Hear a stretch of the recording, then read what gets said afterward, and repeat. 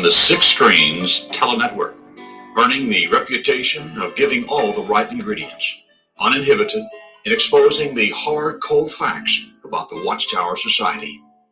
And now, the end, Disney. Well, hello everyone, and welcome in to our midnight program. Linda James will be burning the midnight oil here on the Six Screens. Well, her program is called Healing After the Watchtower. And what happens on this program, people kind of loosen up a little bit. They kind of let their hair down and they come in, they talk to the wee hours of the morning. Sometimes this program goes till 7, 8 in the morning. So we're going to bring Linda James on. She's a pasta babe. She's your favorite apostate. So let's bring her on right now. Hello, Linda. Hi, Rick. How's it going? Well, it's going good. We're moving forward. We're getting a lot of things done here. More and more people are coming out of the Watchtower, and we got a good audience coming in tonight. So I think you'll be able to get a lot of good comments. So we're looking forward to that, Linda. Wow, we just lost Linda. I'm not sure what happened, but we lost Linda. She'll be back on with us here, and just give her a couple of minutes here. I don't know if her internet went down or what, but Linda James will be coming back with us on the Six Screens. This is our midnight program, as we say, and people come in the wee hours of the morning. I'm not sure what happened. Maybe your tablet went down or whatever. But anyways, we're here, and if it comes to be, we'll just put Linda on the radio program. We'd love to have her on YouTube. We love to have her on YouTube, but sometimes it just doesn't work out that way. But we'll get her on our radio network anyways and see what is going on here with her tablet or whatever. Yeah, we have a number of programs. We have like 17 different programs right now on the Six Screens. We work hard to try to bring all the programs to you and make sure that you guys are able to listen in. There's a lot that goes on here behind the scenes. I know it looks pretty easy, like, oh, well, that's easy for Rick to do. It's not. I'm not complaining, just explaining. Every time we do a YouTube broadcast, it was so much easier when I was just doing the radio broadcasting. But every time we do a YouTube broadcast, I've got to send links to people. I've got to type into YouTube what the program's all about.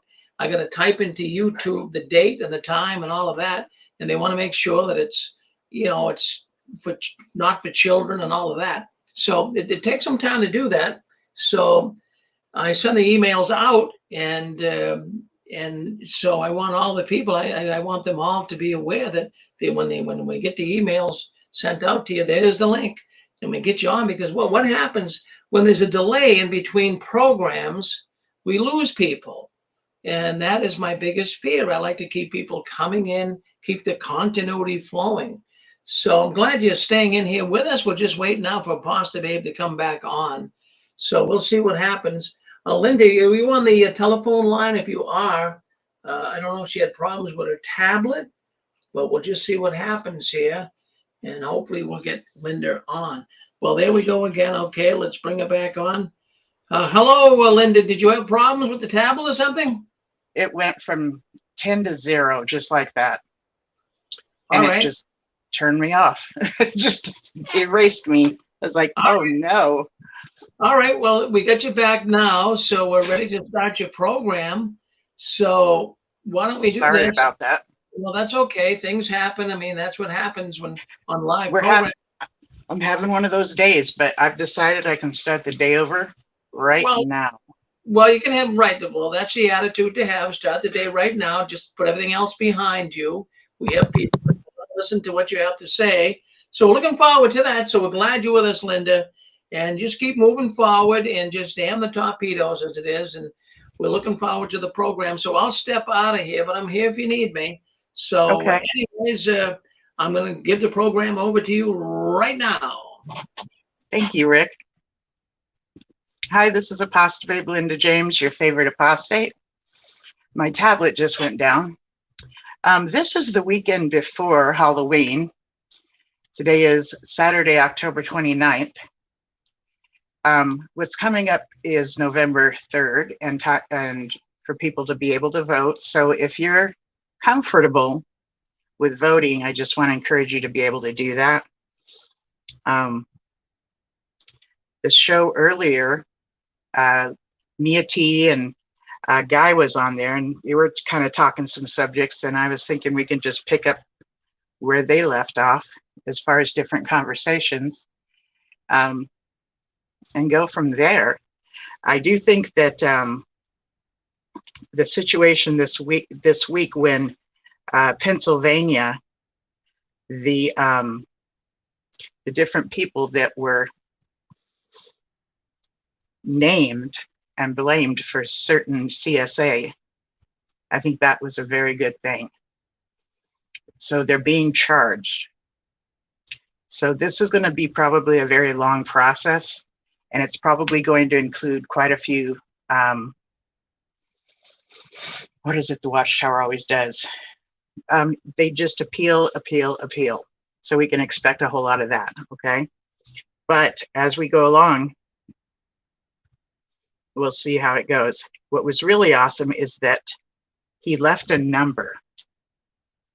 The one that was making, I have all of my info on this phone that I'm using now, so I don't have it handy. So if you get a chance to rewatch that show of the news brief, be sure and get that number, because he said for anyone that has any information of any kind of abuse, okay, so please do report. You don't have to have two witnesses to confirm that it actually is verified. That's something they do. They do what they do to get their investigation going, and they're actually very good at it. So I just want to encourage you to do that. So I'm wondering if Mia T and Guy is still around, if they'd like to call in, or if anybody else would like to call in. We can talk about whatever. I'm just going to let the night flow as it goes. Number is 727-731-6701. And I think there's a lot of things that we can be talking about tonight.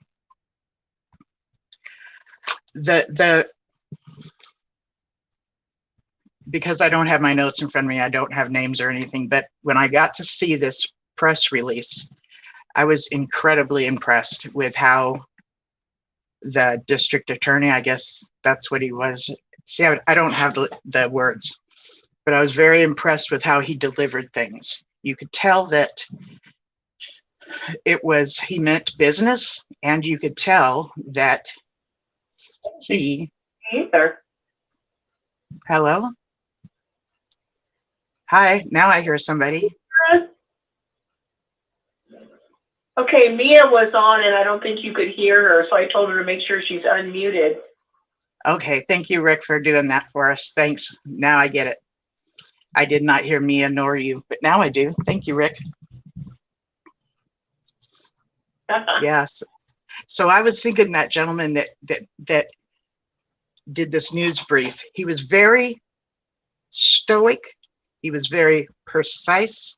He was, but you could tell that it pained him to even have to speak these words. Like, it was so unfathomable that he would have to speak these words. And I think that there was a total of 4 that they were going to arrest on the morning, I believe, of the 27th of October, 2022. And when they went to get one of them, again, I don't have the names in front of me, you know, the guy retreated and went into the room and into his bathroom and ended up, you know, committing suicide, which is really too bad, because life is precious. And even though I'm not really caring for that dude at all, one of the things that he would say was that he used this abuse, this sexual abuse, as a form of discipline with his family. Oh my God, I'm just thinking, how dare, like, this man, I just can't even fathom that kind of talk. to use that kind of abuse to discipline your family. And it's just awful. It's just incredibly, incredibly awful. But whatever happened to get them to this place where they got this information and they talked to grand juries and all this other stuff, which I don't really know the whole timeline, but he did say 3 years. This was a 3-year investigation. So this is not something that they just heard about last week, you know. This was something that they've been working on for a good 3 years, you know. So I'm very pleased with where they're at in this story so far. I'm very pleased that it was announced, and I actually downloaded the reports on all 4 of the men. I don't know if they're police reports or what but in other words, it was saying what they all did. Like I'm just going to stop talking about it. It was awful, and they caught them, and I'm thrilled that they did. Because the way this organization is and the way that they cover things up and the way that they ended up getting to these men, I'm very, very impressed. Because it's one impasse after another, after another, after another. And the elders think, by going by this book, that they're doing things in the way that they believe God wants them to, right? So each and everything they do is just equals a stall. First, they have to first they have to listen to an allegation. Remember, allegation, not confession, allegation. Then they have to set up another meeting, which usually is a judicial meeting with 3 elders. Then the person has to make the allegation again. Then they get questioned with all kinds of awful questions, right? And like we heard earlier today with Vanessa, she was told by the elders, what you did was really awful. Like what she did as a child, you know, put the blame on her, was really awful. And that's really how they treat most of these victims, is they question them with all these things that are pretty much set up in such a way that they're going to end up blaming the victim. By this time, if the victim made it through this, which they used to have to face their perpetrator, which they called get to face their perpetrator. Every victim has a right to face their perpetrator, is what's written down, which is ridiculous because that's only re-traumatizing you. So refacing the perpetrator, going over the whole situation again, being asked all these invasive questions, that in of itself should shut the victim down right there, right? Then elders go and call the legal department of Bethel, and they believe that they're going to be getting advice that is good for whatever state that they're in. And so they think they're following the law and going by how things are supposed to go. They don't get the names of who they talk to at Bethel, but Bethel gets the names of who calls them. And it can't be just one brother. It's 2 brothers that has to call in and explain the details of that situation. Plus they write things out. They have it all documented. They keep an envelope at the Kingdom Hall and they send one into Bethel. And there even is a part on there where it asks if they were a willing participant. You know, you've heard these stories where you're not, but you're in fact muted, so nobody on YouTube can hear you. Really? I was trying to get your attention. Yes, I was trying to get your attention, Chad. There was also another issue last week in chat, but yeah, sorry. I mean, So I'm muted. Are you saying that I'm muted? I mean, yeah. I mean, you're muted. So, or at least you were. Oh, you can hear me now? I called in and you were sounding good. But I didn't hear you. Yeah, but Thank no, you, Chad. you this entire time. I couldn't hear you. Sorry, sir. So I ended up getting muted, and I see a microphone here that was not muted. So I don't know how that happened. Yeah. No, it happens. I've streamed before. I've streamed basically me dog fighting in a P-47, and yeah, I've had the stream muted for like an hour before, and it's like, all right, great, can't use this footage. Right? Yeah. That's too funny. It's just. What's on your mind, Chad? I mean, I just, kind of working tonight and just seeing, Bob Roberts, I am paying attention to chat right now. I saw you. We still can't hear her. Really? Is what he's saying. Oh, Rick. I mean, yeah. I see it definitely. I mean, it's challenging. I've been studying it, and I'm definitely understanding that I'm not the sharpest tool for that job. Right.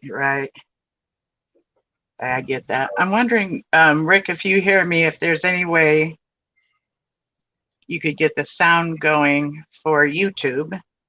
Well, the sound is on YouTube. It's on their part. I have another computer here that's connected to YouTube, and we can hear you. So, we'll get people on YouTube saying they can't hear or whatever, but we can hear you. So that's fine. It's on their part. Okay. Oh, I guess we need to ask them to turn up the sound, but they can't hear us. Maybe you could. I don't even know what to say, but. Yes, ma'am. I've got 6 screens up on the television. Yeah. And I'm clearly seeing your logo on the left, and I'm clearly seeing her beautiful face on the left. And you can hear us, right? Yes. Okay. Okay, good. And you're watching through YouTube? Correct. Okay, thank you for the verification. Telephone, but I've got the television muted. Oh, see, okay. Bob Roberts is saying YouTube is not. If I do this, it's going to get some reverberation. Okay, just let it go. Just let it go with that. We've got people saying they can hear Linda. So that's one thing that we do have here. And I'm not blaming anybody, but it's on their part. But I know they want to hear, but you guys might have to turn your speakers up or whatever. But you're coming through, Linda. You're fine. Okie dokie. So what is it you're doing tonight for work, Chad? Are you still here? Yeah, I'm still here, and yeah, it's just, you guys were kind of hitting around the same subject matter. I was just, don't want to be talking. I try to let, you guys bring up the sensitive subjects. You know what I'm saying? So, yeah. Yeah, I appreciate that. I don't have any content out yet, but I already have a brand and everything. So it's just, you just got to work on it and have everything taken care of and add the entertainment aspect to it so people would recommend it to their friends and stuff because, these people deserve to be mocked. And if it's one thing I'm good at in this life is being just a cynical asshole. So that's why I love you. That's why I love you. So I will call into your show and tell you that there is no sound. It's like I'm not gonna let you guys sit here and squander. It's just if you guys yell at me for interrupting you, then that's all right. But yeah, this is so fascinating. Listener. This is so fascinating because when I'm on YouTube. So. I'm going to see if I can find it. Oh, that's the wrong one. I'm looking for YouTube on my other device because I'm actually using the device for the camera right now. But I'm really glad you guys are here. There are a few things that have been going on today. What's going on, Linda? Tell me. Well, I was just looking for the show on this device so I could see the comments on YouTube. No, I want to know why you're hurting. Something's happening. Okay. So I don't know why on YouTube, when I look you guys up on YouTube, I'm only seeing the 6 screens, and I'm seeing myself on the StreamYard. That's so odd. Okay. Everybody can hear. Or am I muted? Please say that again, Mia. Yes, I'm asking you, Linda. Do you hear me? I hear you, yes. Okay. What's going on? Tell me. I get shortness of breath when moving around, hardly at all. And I have a few wounds on my legs that are not healing very well. Okay, So, Linda, yes. you're still. It looks like you're still muted on the YouTube. You're still aware of that, or No. I don't want to interrupt, but No, because I have her on the phone. Is that where you are? Yeah, both of you guys are on the phone with me. Okay. Yeah, you may have a problem with Okay, I just turned it up. I heard it on YouTube. Let me come here for a second, Linda. Just get this straight. There's like so many levels of confusion. We're on a number of different platforms here, but who was saying that Linda cannot be heard on YouTube? Who said that? this is Weston. I called in earlier. I was the Western. Right. So can you guys, in other words, we're getting people right now writing in, we can hear you, we can hear you, we can hear you. So, I'm going to go with them, Wes. I'm just thinking maybe your volume wasn't up or something. So we are broadcasting on YouTube, and it's people can hear her in there. Yeah. On the telephone, it's fine, Rick. I understand, Mia. The telephone's fine. That's something else. But it's YouTube is what people are. At least this man Wes is saying his problems with. But it's okay. It's okay. Okay, then. Let's see what's happening. We got. Paul just said I can hear Rick and Weston. No one else, but that's okay. I'll just go ahead and unmute myself. I'll call back if there's an issue. Okay, thank you so much. Rick. All right. Thank you so much. I totally have it on both ends, but I wanted to see you guys, but I didn't want to have the back feed. Yeah, I understand. Right. Thank you. Oh, goodness. Linda, I'm hoping can we get off the subject of who can't hear and who can hear? Because Linda was trying to say something. I'm really worried about her right now. And she would have asked you asked her what is she, suffering from? And I'm scared. I feel scared for Linda, and I would like Linda to be able to talk about something serious about one more person coming in and saying, I can't hear. I'm sorry. Rick's already addressed this 3 times. I'm sorry, Linda, please. You're short of breath. Sores on your legs. I get shortness of breath. And then when I'm just doing normal walking around stuff, and it's a heaviness here, but my lungs have been x-rayed, they're clear. My guess is that I have a clogged artery because my symptoms are very similar to my brother-in-law's, who recently had these symptoms, and they've just put a stent in him. I'm 58, and I do eat pretty rich food.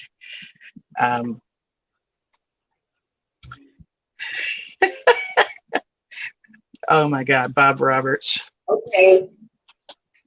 Okay, wait, are So you going to get this checked out because you're being short of breath on not doing much? That, I so know what that feels like. And when you say a heaviness, I mean, we don't yes, know what's going on. Well, we know something is going on and your body is trying to tell you something.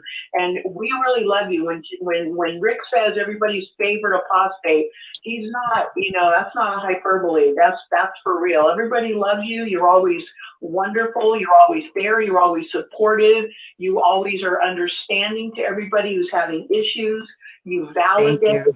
I've had several people I've heard on the show here and there say that you called them or you were personable with them or that you were there for them. So, now let's talk about you. JW Thoughts just said Linda's my mom. I was just getting ready to say my son's in the chat. He let me adopt him. I'm so thankful because I just think that guy is so creative. He's such a unique bird, and he's, just you there. That is what I'm saying.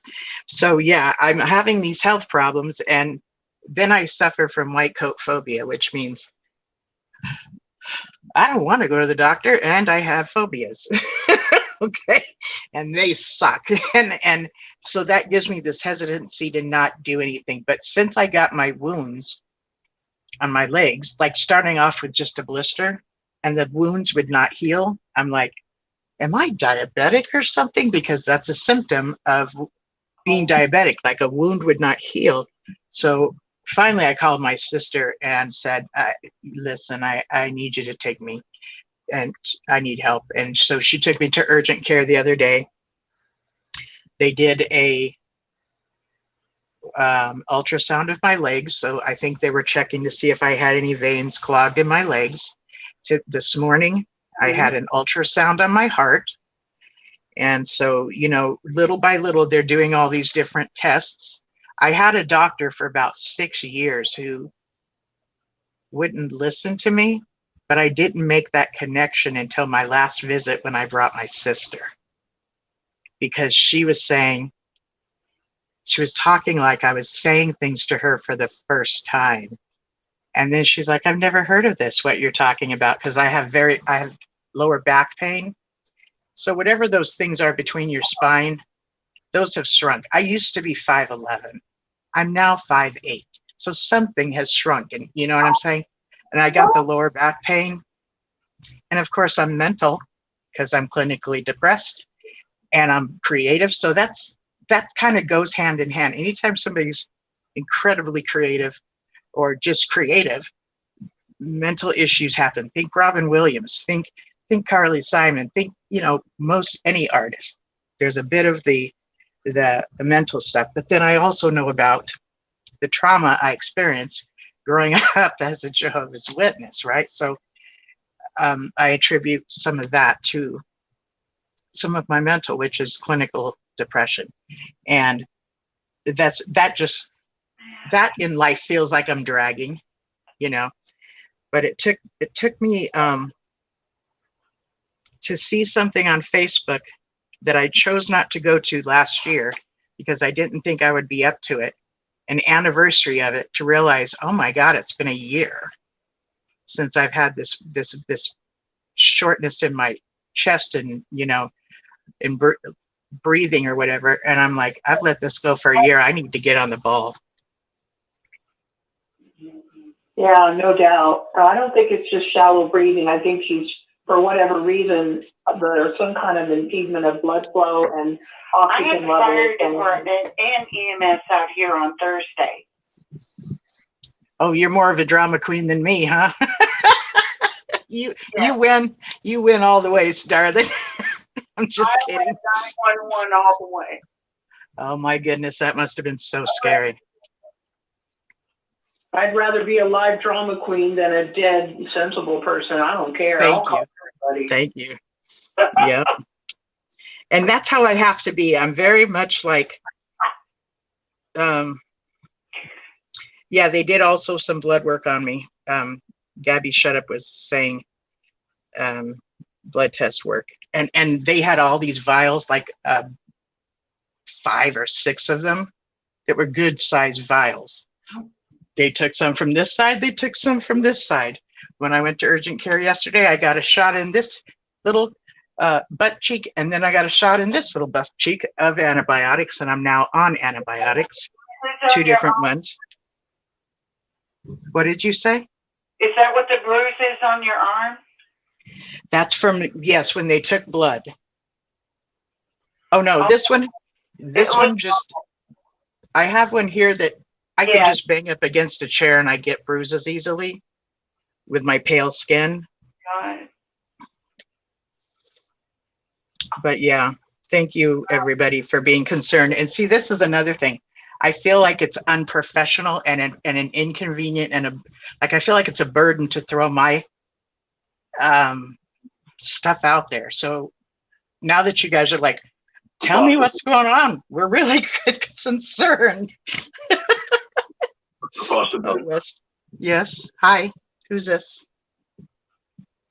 I'm Miss Daniel. I'm just now coming in, so I'm only getting just getting a glimpse of something. But your family, we're all family here. It's Daniel. Okay. There's nothing wrong with you whatsoever of sharing stuff, because that's what we're here for, is all support each other, because we never know at any given time whether it's stress, whether it's actually causing something physical in our body. But that's what we're here for. And don't ever apologize or feel like you're being a drama queen, because we're here for each other. You've been there for me through times, and so it goes forward. We pay it forward. Thank you. I appreciate that, Dan, so much. Anyway, we're a family. We thought we had a family that would betray us in a heartbeat just because of the brainwashing and whatnot. We thought we had unconditional love, but we didn't. But here we can have that. We can trust each other and we can love each other, and that's huge.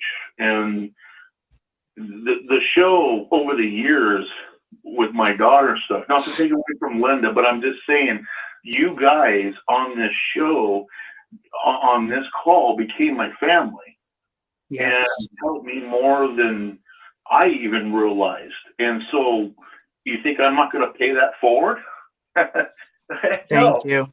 Thank you, Daniel. To do that. So Linda, never feel like you I got all love you, care about you. Thank you. I appreciate that. I got all frustrated with with the advice Rick was giving me, and I'm just like, I'm so done with this.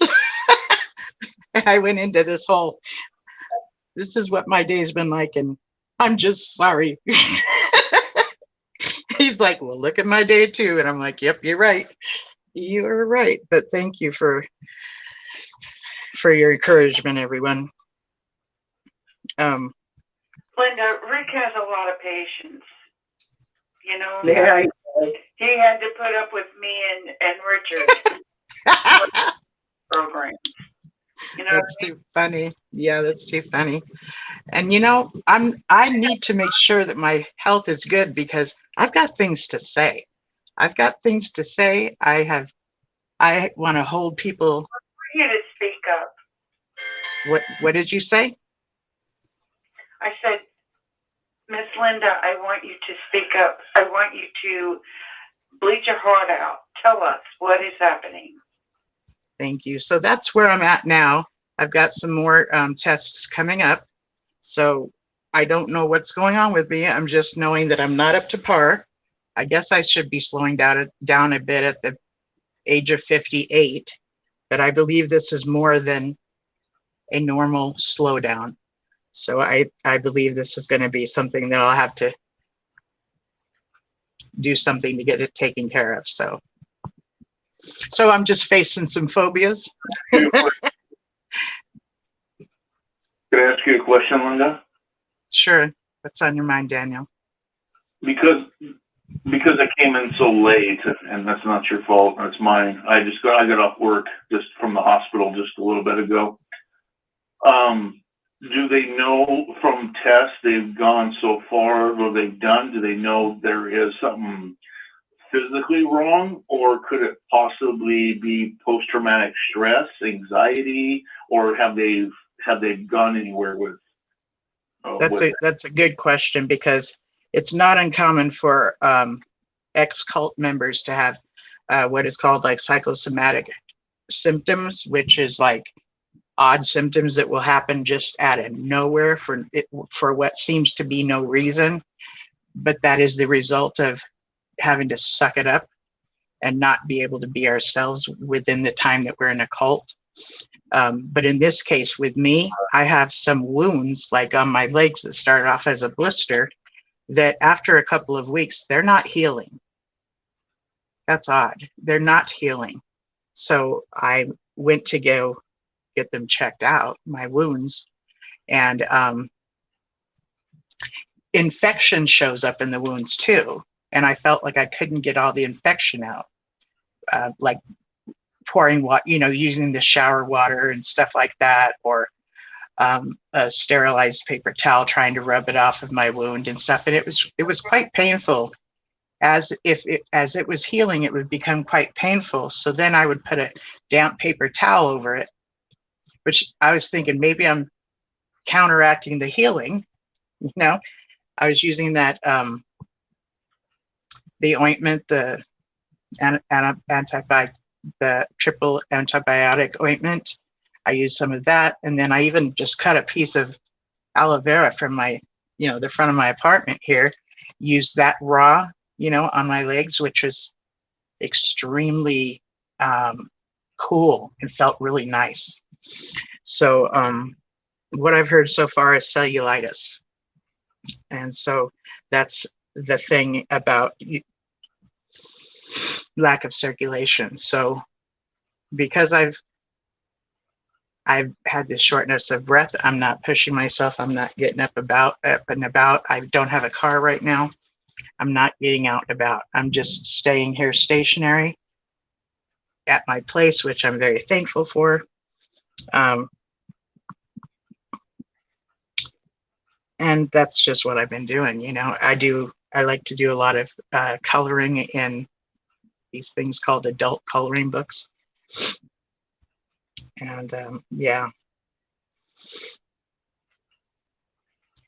And I'll listen to different things. You're doing what you can do. Yeah. Mm-hmm. I'm proud of you going to seek medical care with the white coat phobia. I know what you're talking about. I think it's good to always have somebody with you, and I'm glad you said you took your sister. Oh, I'm totally sissy Lala. I have to admit, the places that I'm weak or I'm not strong at, I have no problem admitting. The places I know I feel good in, I have no problem admitting. By this time, I know. By this time, I know. And thank you, Gigi, for GB. I will look that up. That song. Thank you so much. Well, I can't wait to, get further information, only because, we all care about you and want the best for you. And, you always have everybody's back. You're always so supportive. You always listen, which is a very rare quality, I think I've told you. And, I'm glad that you have the balls to just say it. This is what I'm going through. This is what I've been going through. I'm worried. I'm doing what I can. And you don't sound in any way, shape, or form, even in my wildest imagination, psychosomatic at all. Yeah, thank you. You're very realistic. Thank you. I would like to think so, but I've been told by a past roommate, you know what your problem is? And I was like, my ex was like, this ought to be good. And my previous roommate says, you think too much. And I'm thinking, how can I not? This is just me. I'm always have to analyze things over and over and over again. But yeah, okay, who is there? And by the way, This is David. Hi, David. By the way, JW thoughts. I did read your comment about leaving the house 4 times within the last 3 months. I totally get you. Hi, David. How are you? David in Virginia. Hi, sweetie. This is David in Virginia. Hi. Yes. I think you should take some vitamin D and try to use some white vinegar, a teaspoon of white vinegar and water. On Okay. what? Well, I No, put with water. Oh, Because Linda, it sounds like this is Mia T, and I'm going to agree with Steve. Because that's what my doctor told me. Vitamin D and white vinegar. And what you do is you just mix the white vinegar with water. I actually use the other apple cider vinegar with the mother and add that into the water, which I'm drinking that tonight, which is really good with like cilantro or cucumbers. It's like super refreshing. And Gigi for GB said he gets his vitamin D at Trader Joe's. And is that good? He asks. I'm actually prescribed vitamin D from one of my doctors a few years back because I'm naturally a night person and I'm a day sleeper. So when I get to do this show with you guys, this is what my normal, I'm usually up these hours. So she was noticing that maybe I had she was thinking that giving so I am prescribed vitamin D. I do take that.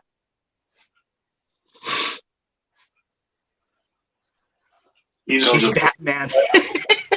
That's too. Say that again, please. what is it? take the white vinegar with a teaspoon of water. Okay. A teaspoon of vinegar, 8 ounces of water. Take the vitamin D and get vitamin E in your system. Okay. Thank you. I have heard that the apple cider vinegar can be a little harsh. But, the white vinegar is also very good for your feet. Oh, really? Okay. Thank you, Margaret, in the chat. I appreciate that. I'll see you later. Okay. Later. I will get the white vinegar too. Yeah, because that's what I quit taking the white vinegar and I quit taking some other stuff, and I came down with this nasty cold. I haven't had a cold in 4 years now. Because you are using that vinegar and water? No, I quit using it the last three and a half months ago. And I just didn't do it anymore. It cleans out your kidneys, it cleans out your liver. Okay. Okay, that's what you need to clean out right now. Yes. Clean up the problems that you're having. Yes. It's not plaque either. You said you had a heart thing done to yourself. Ultrasound. Yeah, ultrasound of your heart. All Yes. 4 numbers are fine. I don't know. I have to call my doctor in 4 weeks. No, next week, and ask what she thinks. Well, find out if all 4 chambers are firing the way they're supposed to. Okay. Can I ask you a Okay. question? I'll let you Sure. go. Easy. Thank you, Dave. I appreciate you, Dave. Yes, go ahead, Mia T. This is so weird, like the show's about me. It's so weird. But thank you. I think I was literally having a panic attack. You may have been, yeah. Symptoms I found of a myself, panic attack are horrible.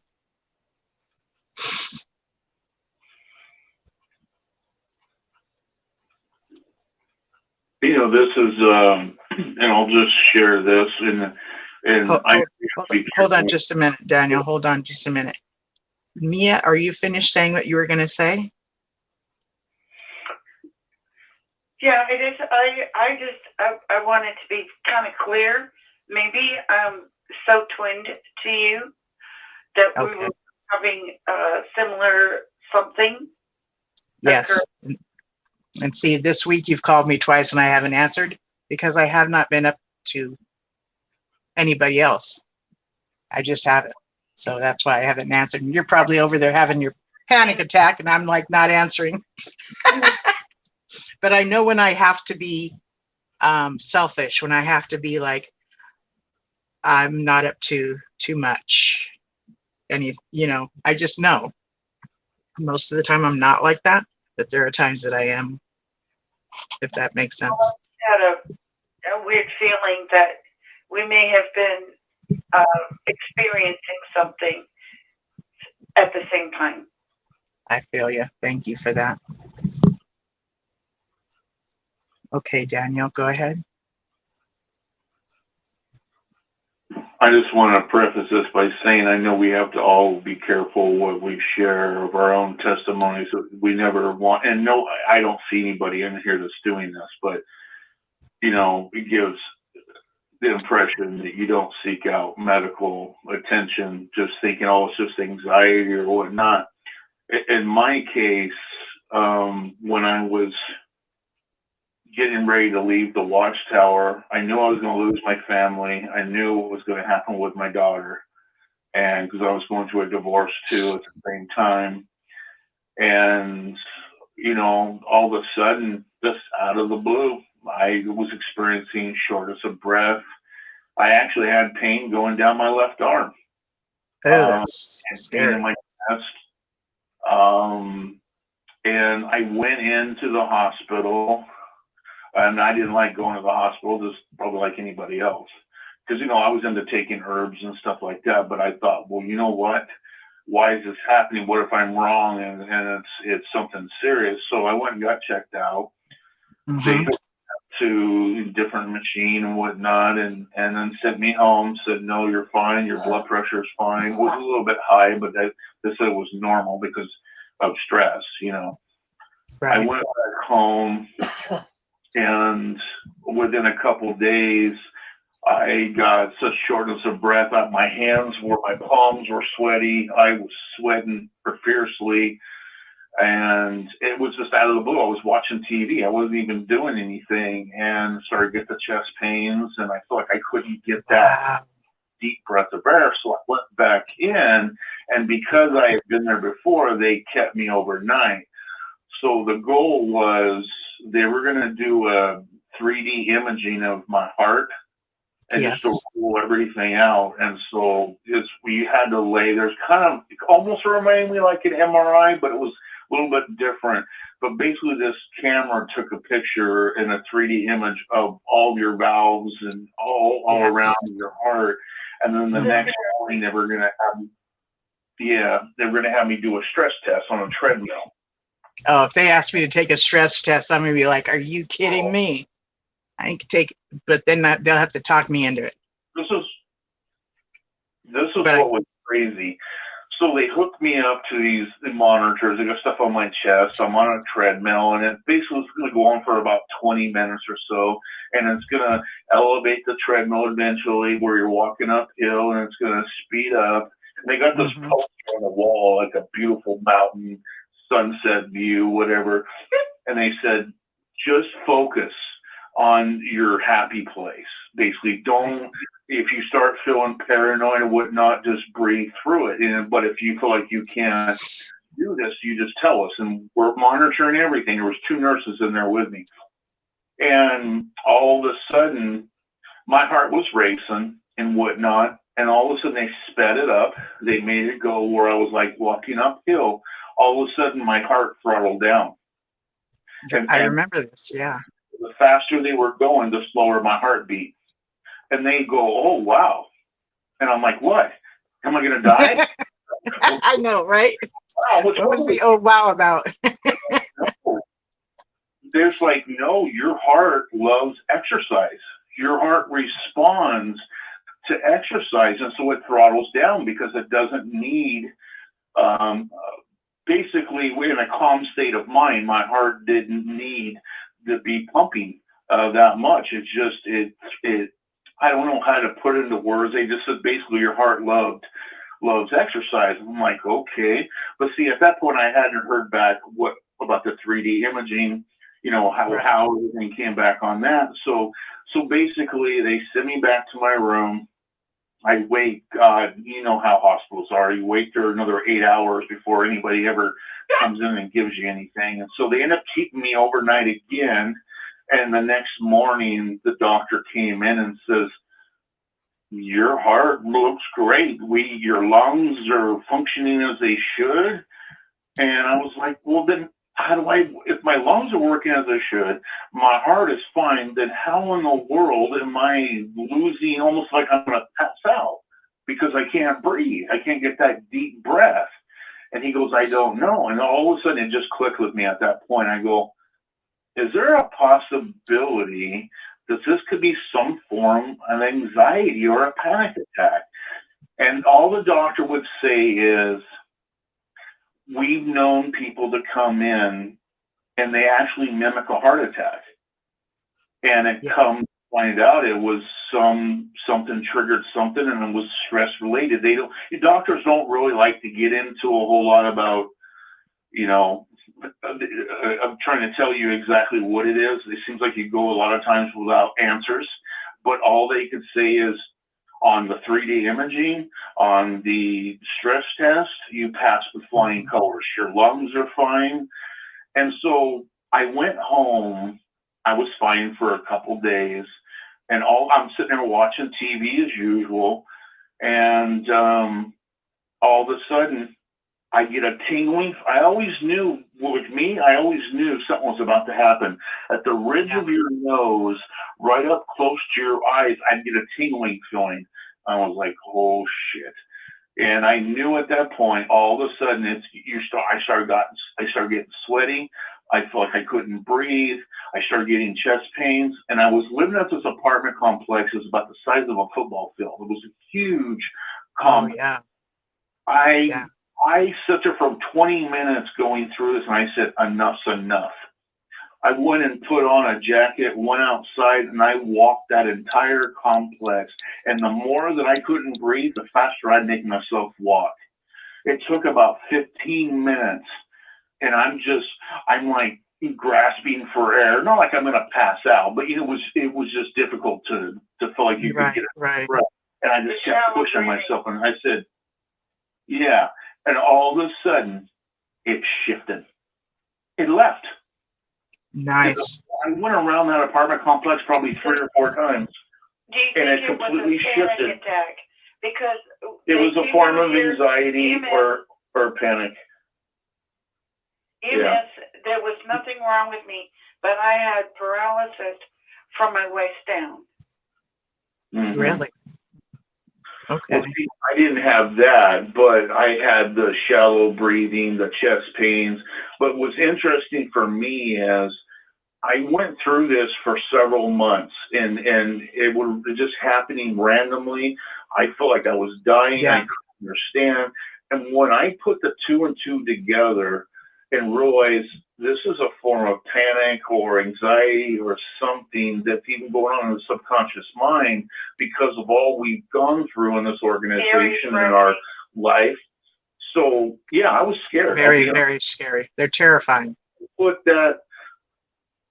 I put the 2 and 2 together, the moment anything like that started to happen again, I said, no, I'm done. That's actually a good technique when one has a panic attack, to be mad at it or to use other techniques. There are some techniques.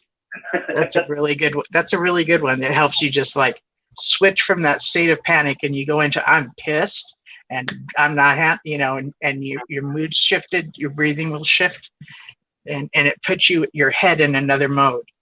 It makes sense to me that the people at the hospital wouldn't tell you for sure if it was a panic attack or anxiety attack or whatever, because That's usually something a psychiatrist would have to verify, right? Yeah. So basically what I did, to be honest with you, I started muscle testing it to about, because what sometimes when, even if you know how to do muscle testing, when it comes to yourself, it's easy to muscle test other people, okay? When it comes to yourself and you're experiencing something freaky, scary, you sometimes don't always trust yourself, because you're thinking, what if I'm wrong and I didn't go to the hospital and I was about to die of a blockage in my artery or my valve not working right. Once I realized there was nothing wrong with my heart, and I started muscle testing myself and realizing it was a form of anxiety, as soon as I would feel something coming, I got pissed. I just said, no, this isn't Right happening. on. I Right breathed now. Right on. breath. I gave myself permission, and I visualized myself breathing easily and effortlessly. My lungs are full of air. My heart is working as it should. I started to visualize that. I haven't had another panic attack since then, and that's been years. That's beautiful. Yeah. And I've had many panic attacks, anxiety attacks, and that's not what this feels like. My symptoms don't feel like a panic attack. Okay. No, and I'm not telling anybody who have symptoms check it out not to go to the hospital. Yeah, I'm not telling anybody not to go to the doctor. Thank you, Daniel. What did you say, Mia? We're not. Sorry, I'll be quiet. I'll be quiet. No. It's your turn. It's your turn, Mia. Well, I just, I went through this last week, and granted, I had spent the weekend with my sister. Okay. She had gone through some surgery, and so it's always stressful when we're together. It's just our relationship. Sure. And so, anyway, we went through that. And I attribute some of it to that stress catching up with me. So what Dan the gentleman just explained makes perfect sense. Because doesn't it? Yeah. Yeah, I think so too. And I believe that we probably, all of us, if we were raised up in the religion, the Jehovah's Witnesses, yes, it's natural that we're going to have that kind of panic attack. It's kind of like serving in a war, like it is. Vietnam. Correct. There's something called complex PTSD, and then there's the regular PTSD. And complex PTSD is not yet in the book of like a real things, whereas PTSD is. Some book for psychiatry or whatever, but eventually I'm picturing it being in there. And from what I've understood, complex PTSD is something you develop from continuous trauma over and over and over and over and over again. And to me, growing up in the they threatened us with death. Yes. Yes, they did. And we were tortured as children. When we watched another child be taken back and knew that they were going to be spanked. So the trauma can be, we're receiving trauma ourselves, or we're seeing trauma happen to somebody else. These things affect us,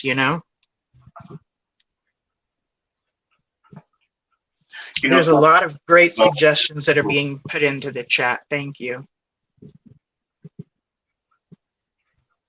think about people in sports that, whether it's a rodeo riding bulls or bareback on horses or playing football, whatnot, experiencing concussions. Now think of a spiritual concussion. See, that's where a lot of people aren't there yet. I'm not talking about us on the call, but I'm saying out there is what can happen to you spiritually when you're in a cult. And especially like something like ours, as we were taught, it was the only truth. All other religions were of the devil, Yep. and you get screwed over in this one true religion, and you have an awakening and realize you've been duped. How many spiritual concussions did we go through in that organization? So things are going on. If you're not careful, which happens to a lot of us, they will manifest themselves physically. Even if what you're going through is on an emotional or mental or a spiritual level, it can manifest itself into physical experience, to where you might have a post-traumatic stress. You might have it affect you, and it weakens your immune system because of what you go through, and you end up sick with this or that or whatever it is. It's, if we don't take care of ourselves, it's not always about putting the vitamins in our body. It's also taking care of ourselves emotionally and mentally so that it doesn't manifest physically. And so we really got to really take care of ourselves on all levels. And that's something to pay attention to when we come out of a destructive cult that we were all raised in. That is good to keep in mind. And I recently read a book called Uncultured. And you know how there's the word culture, which basically the cult comes from, is the base word of culture. And this book is called Uncultured. And she was raised in the Children of God. So she ended up growing up and joining the service, and things started happening to her that was really making it to where she was connecting the dots after she left that cult and went to live on her own in the real world. It's a very good book. I very much recommend it, because there's this playbook that has never been written that has so many similarities within all of these abusive, toxic systems of control, that we often will call a cult, that the same techniques and tactics are used. Sleep deprivation, try to have you eat things that are high in carbohydrates, low on protein, keep you busy so that you don't have time to think and relax and reflect, which I believe during this pandemic, many Jehovah's Witnesses have had a chance to lean back and reflect. And I believe that's part of what's helping people leave. Oh, that So, is so what, can you hear me? Am I there? yes, what did you say?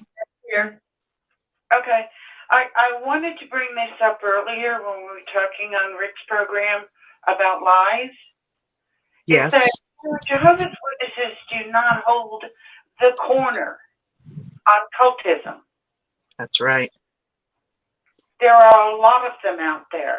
And so, little Jehovah's Witness children, okay, we may have felt bullied, maybe so. Maybe we were picked on if we lived in smaller communities. But there's a lot of them out there. Mm-hmm. They don't. There was a whole thing that came out of this, and it just included so many fundamentalist religions. Yes. Yes. That harm children, and no, they don't have the market cornered on it. Yeah, there's I think more the difference is they've mastered where if you look at disfellowshipping, you look at every tool that the Watchtower uses over the years, they might not own the corner, but they have mastered the deception, to the abuse, to how to hopefully, it's kind of like going into the military, and I'm not trying to speak bad about going in the military, but you go into boot camp, their desire is to break you, to mold you to be the perfect soldier, to be under their control, that your obedience, no matter what the command is, even if they're going to ask you to do something and go in somewhere, and it could be children and women are going to get hurt in the process, but that's casualties of war. Oh, yeah.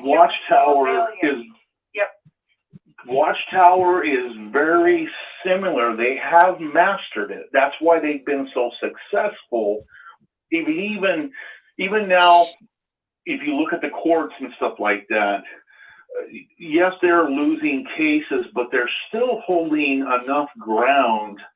They're being exposed. It's kind of like we're in a different territory now from even when we were kids. Oh, absolutely. Around, they're being exposed a lot more, but think about it. They're still pretty strong. I'm not going to say they're going to survive all this, but they do know what they're doing, and they do know how to manipulate things. They've become the what you would call them a master of manipulation.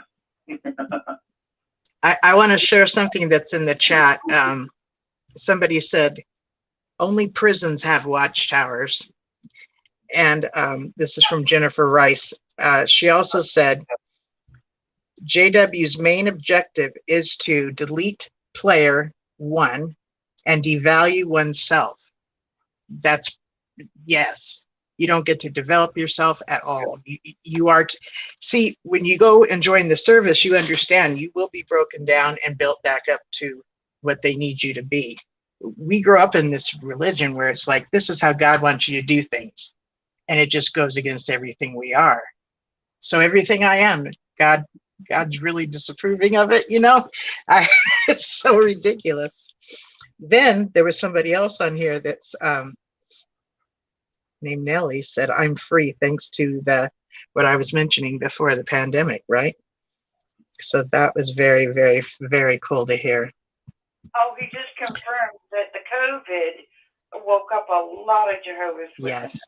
Thank you for that confirmation, Nellie. And you know what, JW thoughts, Wally, you're right. Cats are amazing, and they're not high maintenance to have to take care of. Like, I don't have to take them out to walk, and I prefer cats over dogs. So yeah, I've been thinking, see, I know myself so well.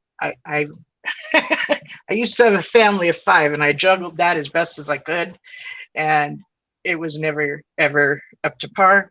And I'm at this place in my life where I don't have to take care of anyone or anything, and I'm loving it. I naturally adopt people and nurture people naturally, but they're on my own timing, if that makes sense.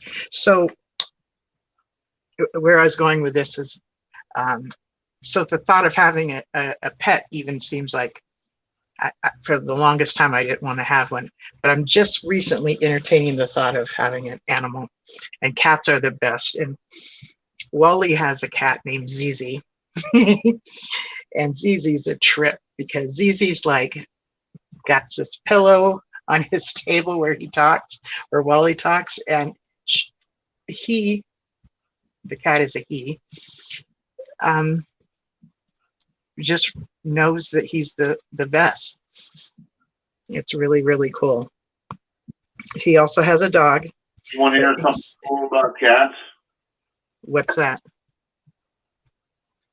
Is their purr.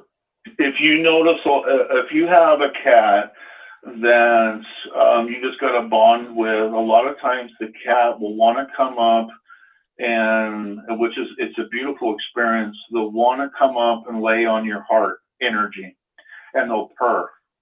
Yes. There's something about the cat's purr that harmonizes. It's a peaceful thing. I don't know how to fully explain it, but there is something with the cat's purr. And I noticed because I had a Maine Coon. He was, I think when he got to his full weight, he was 26 pounds. He had big old paws on him. Beautiful cat. And I noticed when I was going through something and I'd be kind of kicked back on the couch watching TV or whatnot, he always wanted to get up on my chest and he would sprawl out and lay with his head and kind of put his mouth up towards my neck, and he would just lay there and purr. And all of his life, I just felt so peaceful and calm. There is something with the cats that, and not saying people can't feel the love from dogs. I'm not saying that, but there is something there with the cats. I totally agree, and I'm remembering this too because so JW Thoughts, which is Wally, is in the chat saying ZZ sleeps on my chest every night. It's the best thing ever. So just like you were talking about, Daniel, you know, that feeling of having them right there. And then he says we both look forward to it every night. And it is, it's like that familiarness. I'm a big believer, like when you have pets, they join you in bed if they're not barn animals. But to each his own, right? But yeah, like I love it when people have dogs or cats and they sleep with them. And I'm remembering that, you know, when a kitty cat finds that place and nuzzles just under your ear, right into your hair, and relaxes. And when you feel their weight on you, you know, I think they feel our heartbeats, and I think it comforts them. And there's something about that purr, that rumbling purr, that is so soothing. It's so soothing. Yeah. Mm-hmm. It's when you're in the womb. Mm-hmm. And Weston is cuddling with a German Shepherd right now.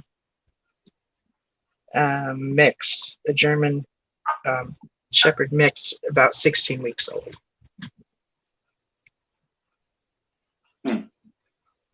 I missed what you said, Mia. Can you say that again, please? That it's primal. It Is it? Okay. In the womb. Okay. All people, all animals had that experience where they were in the womb. Okay. I agree. That does make sense. That really does make sense, yeah. And it's, yeah, it's very, very soothing. It was making, and he clarified that, you know. I appreciate it. I should sit up more often on Saturday night. They're talking about the dog's been farting and everything. I love it when somebody does a video and you can hear their dog just snoring. Just snoring right there. And you can't do anything to turn the sound down, but it's just the sound of their dog snoring says that animal is at home, like they have no care in the world.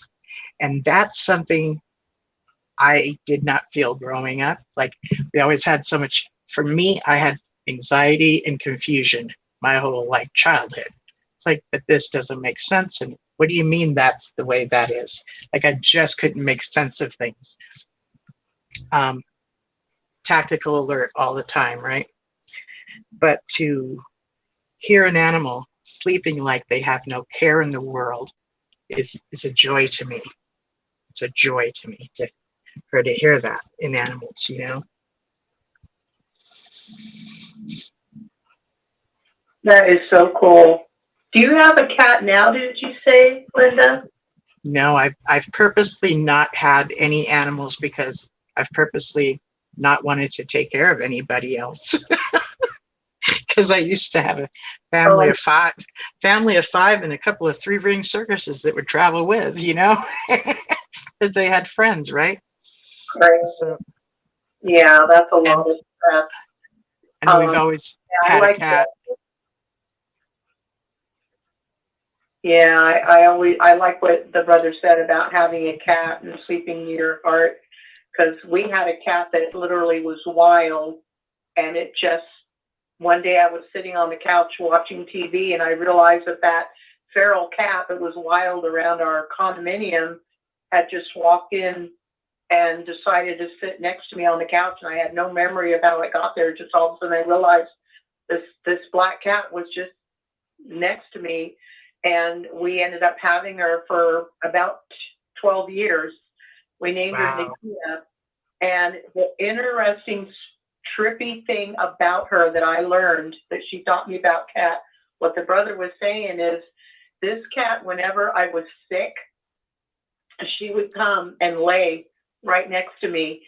And my granddaughter, who went through years of abuse and trauma, and took me years to get to where I could have her live with me.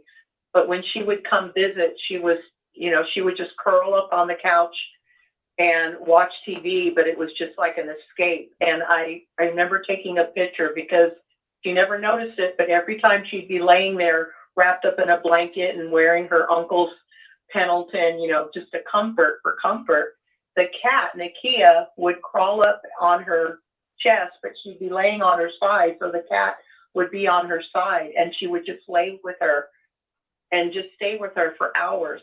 She was just like that. And it's like the cat will actually bond with you and know on a psychic level that you need them.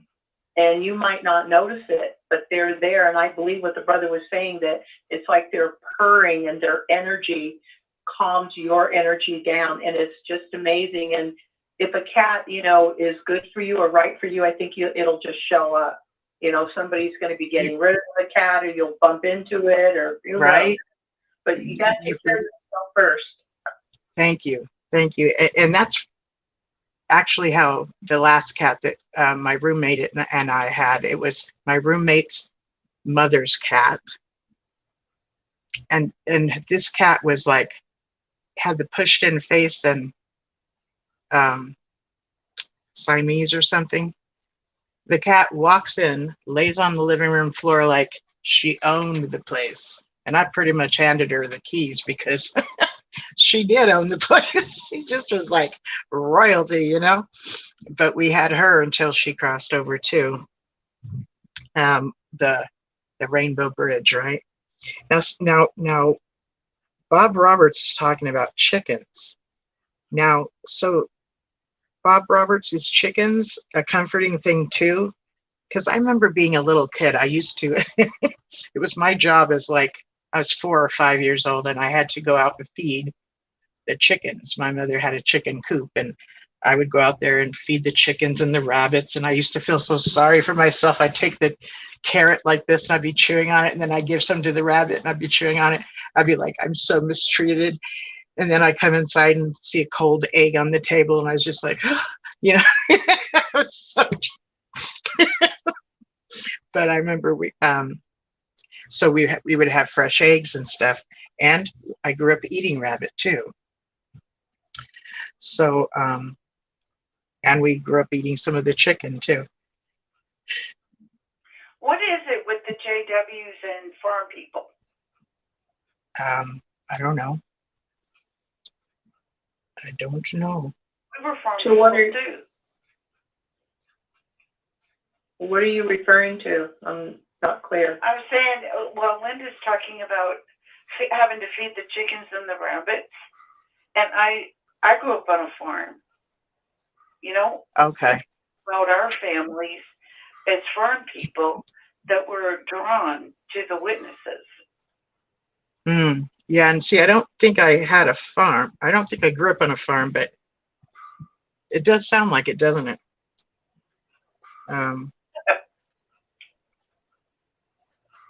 I think a lot of people are drawn to the witnesses.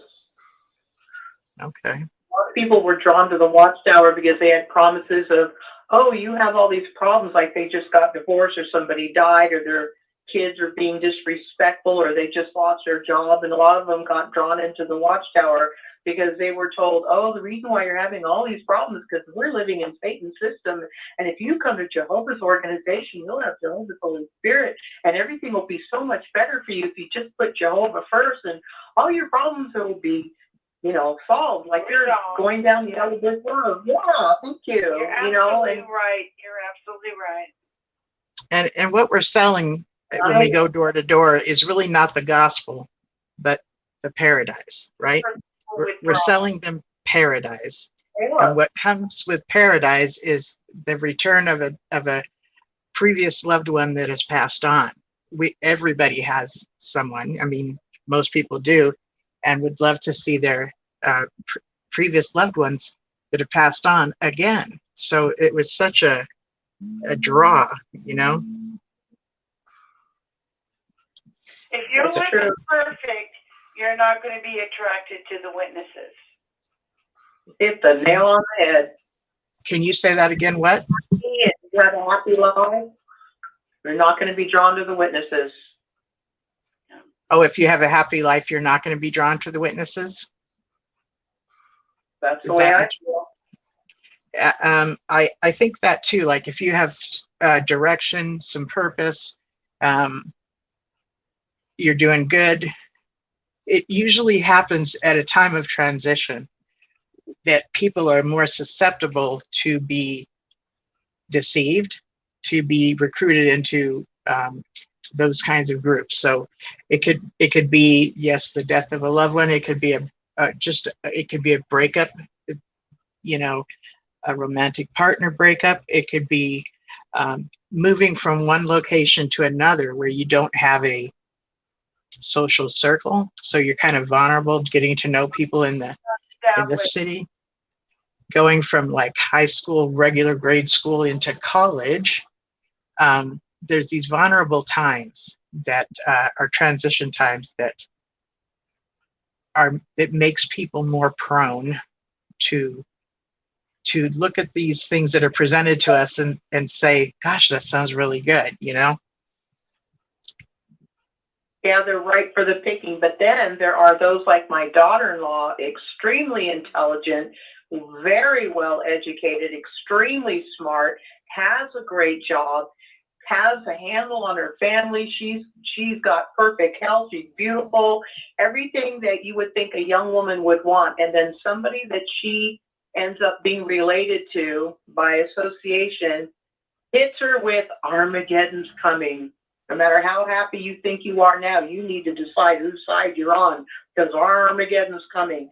The very intelligent, well-educated are also susceptible with the fear that Armageddon's coming. And if you think you're happy now, it's all going to get wiped away if you're not on Jehovah's side by being in his organization, the only true religion. You know, that's how my beautiful my daughter-in-law got caught. And then she snagged my son and pulled him back to her, saying, if you want to see your son, then you're going to have to come back to the Watchtower. You should know better. You were raising it. And he had gotten away from it. Now they're both little Hitlers.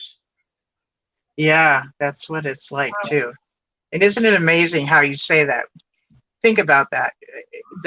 All this devaluing that they have to do, the name calling that they had to use to be able to exterminate a certain group of people, right? They had to talk about them in such a low way to be able to just not see them as humans. And that's what the Watchtower, with their loaded languages and stuff, do. They talk to each other, amongst each other, about those in the world and us as apostates. They're working on it. But again, Article 18, under freedom of religion, you do have the right to change your religion. That is part of freedom of religion, that you will never hear from a Jehovah's Witness ever. So you have the same human right to be an apostate. Back up, Linda. We need you to repeat that. Okay. So Article 8.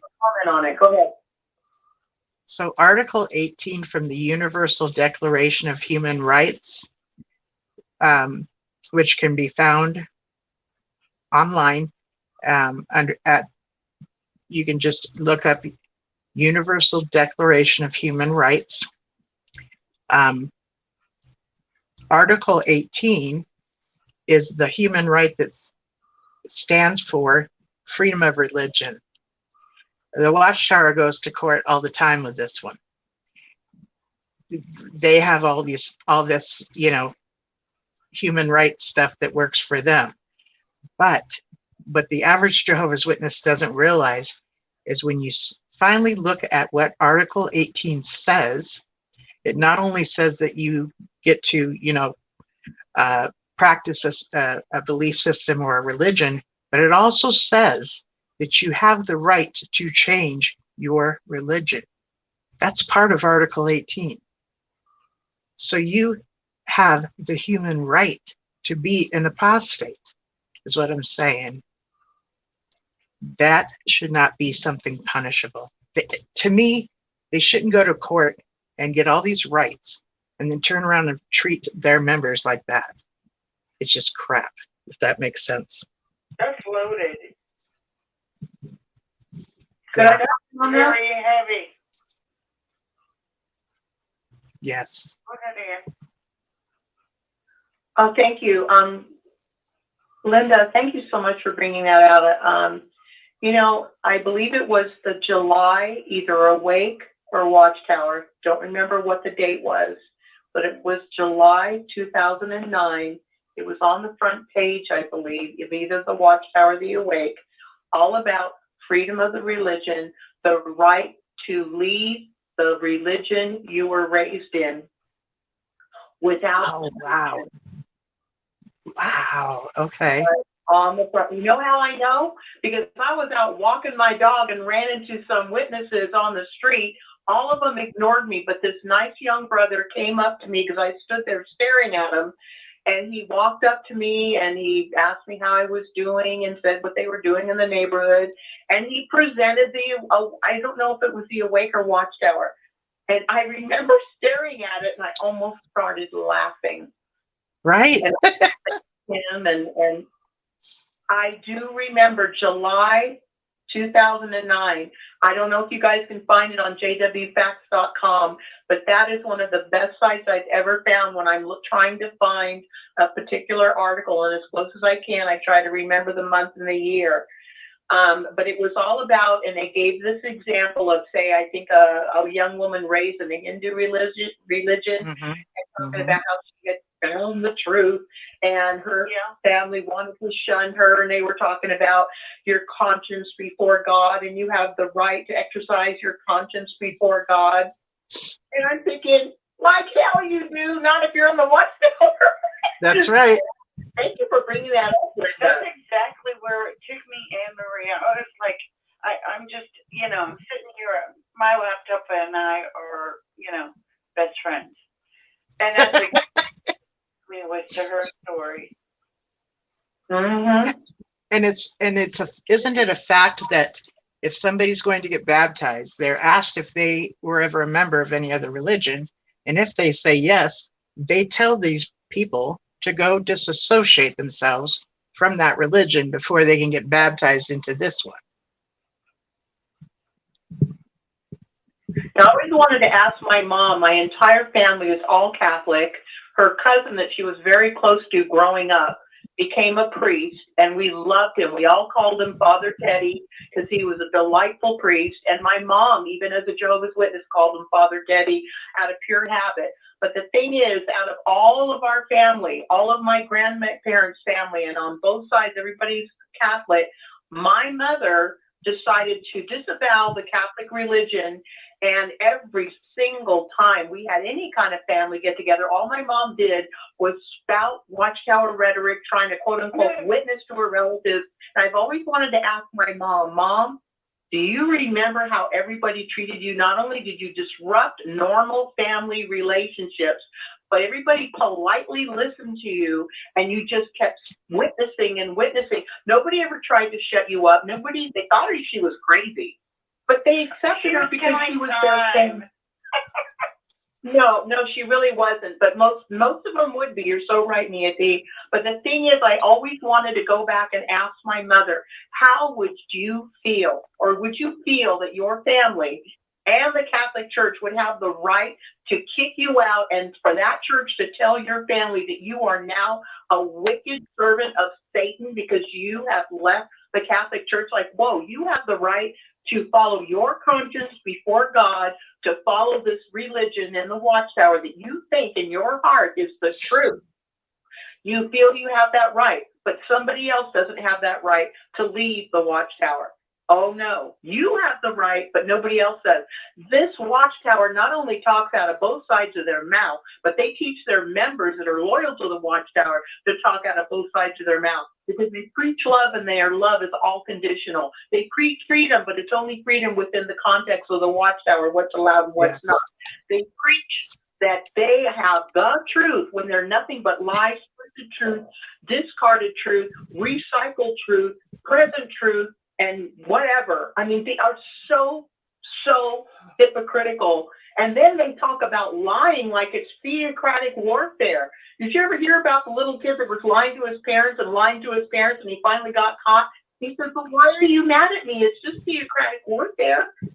I would have had that demon beat out of me. But if I had the gall to say that one.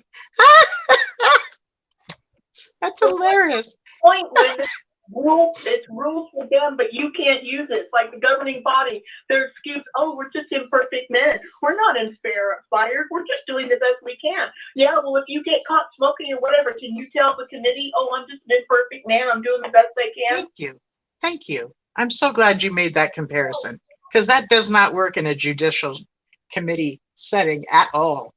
But we're supposed to receive that as reasons for doctrinal changes and flip-flops.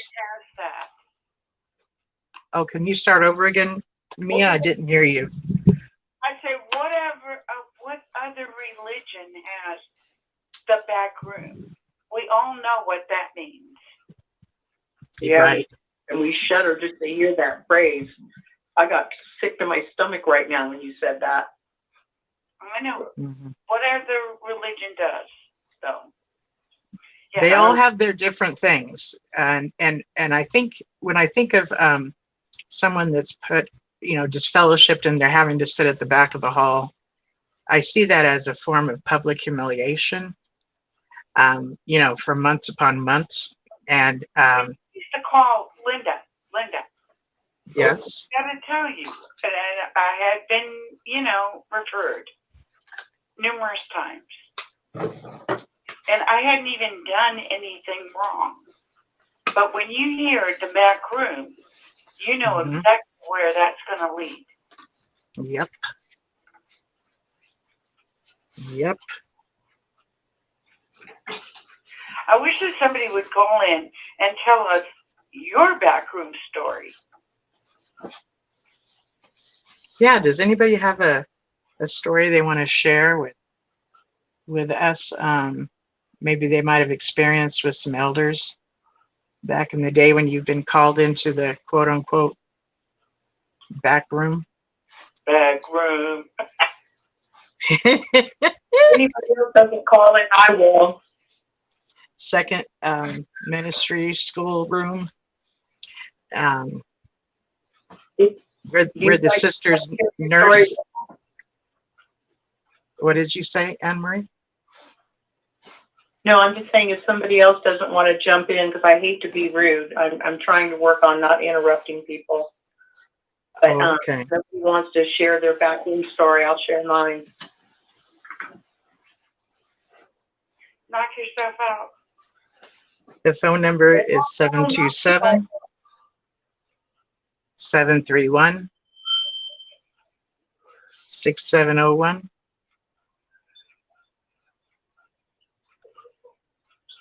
And if you want to speak up, you would push *6. Would anybody like to call in and share their experiences with the elders in the back room, and man, how things went down on that? Because I didn't really have any experience with elders in the back room other than my old man. That's where my dad used to take me to beat me when we were at the meeting. Okay. That's pretty horrible. And he would kick people out. If there was anyone in there, he'd kick them out. I need to use the room. I need to use the room for 5 minutes. To beat the crap out of my son. Yeah, I was going to talk, but my Australian brother here kind of stumped me. Oh, Well, I'll say good night now. Good night. thank you, Anne Marie. I appreciate you being here. No, go ahead and talk, because your Australian brother will just be here as well. Okay, yeah. I was just listening to what you guys were saying, and you wanted people to call in, but I had a mouthful of hummus. But I'm sorry, this is a pasta today, right? Yes. Hi, who's this? Weston, this is the sound guy from earlier. Okay, thank you, Weston. Yes. Hi. Yeah. Now, the reason I called in first was to talk about demons, and I just really couldn't get over the concept, because I learned about demons, but it was from King James, like the demonology and stuff. Like,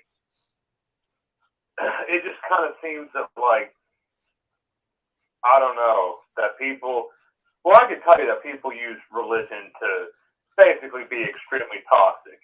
They justify it because they're right with the Lord and you're not. It doesn't matter what the actual, truth is in that particular situation. But I mean, that's why I didn't talk to my grandmother I stopped talking to my grandmother when I was like 11, and also because she was trying to teach me to be a racist too, which didn't work.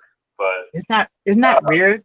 Because the Jehovah's Witnesses have very much this facade of being very inclusive with all nationalities or cultures, but there is some of that going on, and it rears its ugly head. Yeah.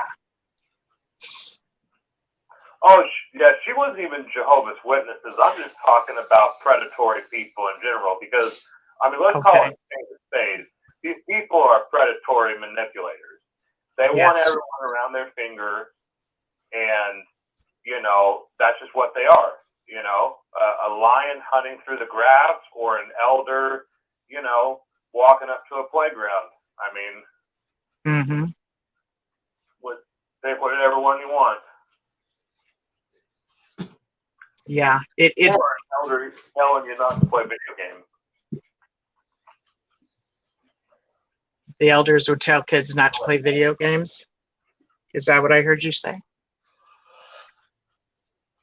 Yeah, I'm sorry. It was audio connection on my part, but yeah, you were about to start talking, so go ahead. But yeah, I mean, video games. You guys weren't allowed to play video games. That's too bad. I never really got into video games, but I think that what you said earlier about how people can use the God card and be all, God's on my side, so I'm going to pull rank and use all this fear indoctrination and induction, talk demons, talk, disappointing God, and it's very, very effective. And that's a lot of what produces phobias in people later on in life. Yeah. Pretty much anything you did wrong in the organization ends up leading to death and destruction. If you try this out, it'll erode your faith, and you will end up not making it through Armageddon. It's like, it was just so wow, so wow. And I have seen. Go ahead. Oh, go ahead. I'm sorry. Oh, I was just gonna say I was a Baptist, so I was a part of like the 2014. I mean, I know there's like the 1914 and 75 for the Jehovah's Witnesses, but yeah, I am familiar with disappointment of that nature. Yes, for missing Armageddon. There's this one guy that's recently left his Baptist church, a fundamental Baptist church. realizing that that particular one was very cultic and used the techniques and tactics of what defines a group as a cult. And his name escapes me, but It's called, yeah, it's called the Bite. And it's not necessarily a specific denomination, but all denominations can become, or well, not all of them, but most of them are able to, just from the doctrinal perspective. But yeah, it's called the Bite model. It's the behavior control, information control, thought control, and emotion control. The whole new personality kind of thing. You guys can talk better about that kind of stuff than me. But just thinking that there's somebody always watching your thoughts. yes. You can get in trouble for just thinking something. Yes, that's so creepy. But we believed it if it was said to us. Yeah, so the Bite model that you've mentioned is from Stephen Hassan, who was previously a Moonie for about 3.5 years in the 70s. And he got recruited when his girlfriend dumped him. And these people came along and started talking to him. And he's like, is this a religious thing? And they're like, oh, no. And so he ended up going to an event that played The Exorcist. Okay. And right after that, Mr. Moon comes out and says, this is what's going to happen to you if you don't follow this and that and the other. So they went right in with the fear indoctrination, because that once somebody can scare you, the next stuff you're going to listen to, you're much more easily molded and herded to what direction they want to send you. That's a big thing. And then we were talking earlier about people that are intelligent or not. It doesn't matter what your IQ is. Anyone can be deceived. And that just happens. It's unless you have the wisdom of understanding the techniques and tactics that are being used on you, deception is deception, And what you've been mentioning is a big key for how religion and how the Bible and how God is weaponized with people to control the masses. Are you familiar with a time back in history when the political and the religious were in cahoots with each other? Are you familiar with that? I'm just trying to think of a time when that's not been the case. Okay. There's always been that. I mean, a Christian dominionism. I mean, that stuff's just been, yeah. I mean, whatever you want to talk about, go ahead. I mean, I enjoy cultural anthropology. Can you explain what cultural anthropology means? Basically, just the study of humans, how we, from music making to, tool making to, religion, how we come up with all this stuff like the Epic of Gilgamesh, the Assyrians. I mean, and it even goes back to, more primitive hominids. There you go. We have our ancestors, or our, I guess, a distant cousin, of course, Neanderthals, but I'm just talking mainly kind of. I mean, it encompasses all of that. So, Australopithecus, sitting there walking across the savannah, getting eaten by an alligator.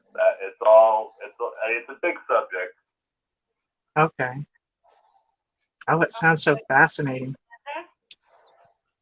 What did you say, Mia?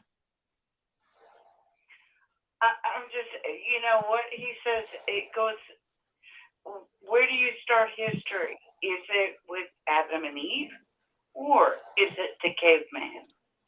And what our caller is suggesting is that they probably in evolution.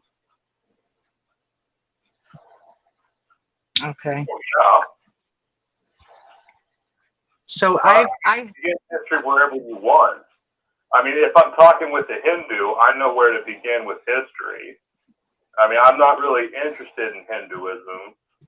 I'm more interested in like Islam and stuff. And with them both being Abrahamic religions, they're similar. You know, the story of Isaac and Ishmael. yes. Okay. But yeah, Good job. but when you study the Torah and stuff, you learn. I mean, you learn all this stuff. I mean, I just, you know, there's just so much stuff to learn, and You could I guess, spend a lifetime and not know everything. oh yeah, it's I'm definitely just not saying, feasible to do. It's I know, because there is so much, you know. I totally agree with you that, and here's you will never know everything. Yeah, that's kind of been decided for me already. Like the library at Alexandria getting destroyed. I mean, I'm just kind of upset because there's so much information that's been lost. So it's just like, great. And then whenever I see organizations of religious varieties, you know, call them whatever you want, whatever, or, you know, you can name the one changing history and stuff. It's just like, you know, all this stuff just, you know, comes out eventually. It's frustrating. I mean, Very frustrating. But I agree.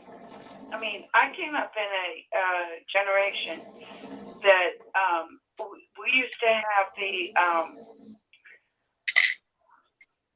not just the Full of Rush Man, but we had Encyclopedia Britannica coming to our door. And, you know, here I was, like Linda, you know, peddling the Watchtower, who claimed to know everything. Isn't that a trip? But he didn't. We sure didn't.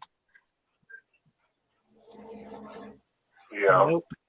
And I don't view you guys as lesser because, you know, you fell for that organization. So like, I mean, I'm pretty, you can find people on both sides of the aisle and across the hall, you know, who will make fun of you or support you. But yeah, I mean, everyone's fooled. I mean, that's why, like, you know, a video game I used to play, I mean, I learned social engineering real quick when you get scammed on basically like a virtual stock market, you know? So it's better to happen in video games. You can learn some lessons there, especially with talking to people. You were saying earlier about dominionism, right? Can you explain a little bit about what that is? It's basically just, you know, people who feel that there should be laws that are basically follow their religion, that, you know, this is just, you know, for this, our country. Well, see, that's just the thing, is I don't want to start talking about other stuff just because, you know, the subject matter. But yeah, you're Okay. just somebody. I just wanted to get clarity if that's like a group that, or that mindset is that they believe that the world would be a better place if it was running as a theocracy. Is that kind of? Oh, yes. Yes, Okay. that's exactly it. It's basically like how the Watchtower thinks when Armageddon happens, that they're going to become the new government. The Yes. Christian Dominionists are actually lobbying, and they're on the Supreme. Yeah. So. Yes. Oh, that's frightening. It's Yeah, extremely frightening that's what to me as well. And let's just, I mean, I don't mind touching this subject. It's not really about putting down any religion, so to speak. But the fact is, we women used to be property. That's how a theocracy works, okay? And it just drives me nuts when I see these beautiful women being like backing up their men and wanting to have this mindset. It's terrifying to me. So yeah. Well, you know, when you think about it, I mean, even if you were crossing, you know, the West on the Oregon Trail, if you had a problem with your husband, if your husband was yelling at you and stuff, like, you know, there wasn't people to call. So, I mean, it's just a lot of people use, you know, the Bible, let's just use it as, you know, a coping mechanism. And that's fine. Yes. Pursuit of happiness. But the Watchtower a minute? Yeah, go ahead. So you said, like, what was justice on the wagon trail? Depending on what. Correctly? Yeah, well, I mean, if you're walking alone and there's nobody around, and you know, like, I guess if there's, you know, let's do the Dahmer story. Let's go there. Something that people can relate to. You're right. I'm sorry. I'm just trying to say yes, that I do not understand why some women do what Apostate was talking about, especially as a man. So I'm perplexed. Gotcha. Yeah. Is that what you were talking about, Mia? So if you brought up the wagon train, kind of that history going through the West. Well, yeah, because they were Christians. I mean, you know, like, if we're talking like the evolution of Christianity, like there's, you know, certain groups like the Mormons. There's a reason why they're up in Utah, because they were kind of chased out of Missouri. Mm-hmm. But anyways, and different places, like, yeah. The Mormon Legion. Yeah. Like even kicked out of San Bernardino here in California. And I think that we need to view Christianity just from like a historical perspective, as all these individuals believing, you know, in the Bible, but a little bit differently, coming together and talking about it, you know, and it really explains why we can have so much diversity yet so much union, and that's my point. Yeah, I have always thought. I don't know. Say that again, please. Or not. Can you repeat that again, Mia? What? I'm just asking permission to explain something.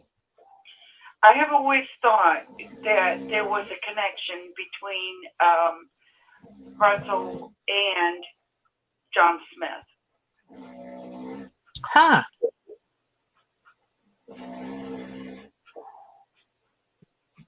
Yeah, as in the Jehovah's Witnesses, and yes. how all of this stuff, and it came out of the Adventist movement. Correct. Yes. See what I'm saying? Yes. Well, Mia, you know what I'm saying. You're explaining more. So yeah, that was great. And you know, if you want to expand on it, proceed. Because I think Linda and I both kind of get the same vibe. Oh no, you dipped it in the butt. So yeah, I mean that was great. I mean, unless you want me to just start Googling stuff, but yeah, I mean you know what I'm talking about. So I feel like I'm being heard. Absolutely, and now I understand why you want to contribute on Linda's program, because you get the connection. Mm-hmm. Okay. Thank you. Different groups have, you know, and especially the Abrahamic groups that you've mentioned. And can you just explain what Abrahamic groups are? that would include Christianity and Islam. They come from the Abrahamic God, the children of Abraham. And, I mean, you also have the Canaanites before that in their pantheon. And the Canaanites lived before the Jews, but, yeah, there's just kind of an evolution. For today, again, what would be today groups that are Abrahamic? Because you mentioned the Christianity and Islam, and I think there's one other. Judaism. I'm sorry. Yeah. Thank you. Yeah, Judaism. Now, would you agree that that they kind of have that? Well, not kind of, but all three have a misogynistic hierarchy way about them. I mean, I wouldn't have to say that is the way it is. I mean, there definitely is objective truth. I mean, there are some hierarchical values, and people like to apologize for this and that, but it's just let's just call it out and be better. Yeah, I agree. Yeah, but if you pull it into the future, where we are now, we have a bunch of doomsday religions. Yes, we do. Yeah. And what defines a doomsday religion? I'm sorry, am I talking over you, Mia? Just a tiny bit. So this all came out of the Millerites from the 1800s. This is what a lot of Jehovah's Witnesses who are current believers, and it's not just them, it's the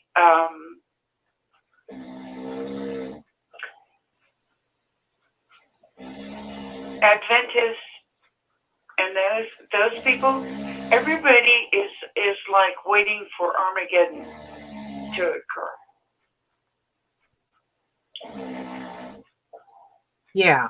When you listen to Jimmy Bell, he's got something that I've been mulling through, which is the globalist movement.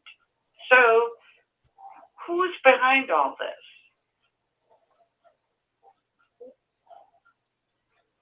Oh, I wouldn't guess about the globalists. I don't even touch that story stuff. Yeah. Not at all. I mean, well, you have to be more specific. You've done some research into biblical Israel and all that. I mean, I don't know who came up with this, but I've been.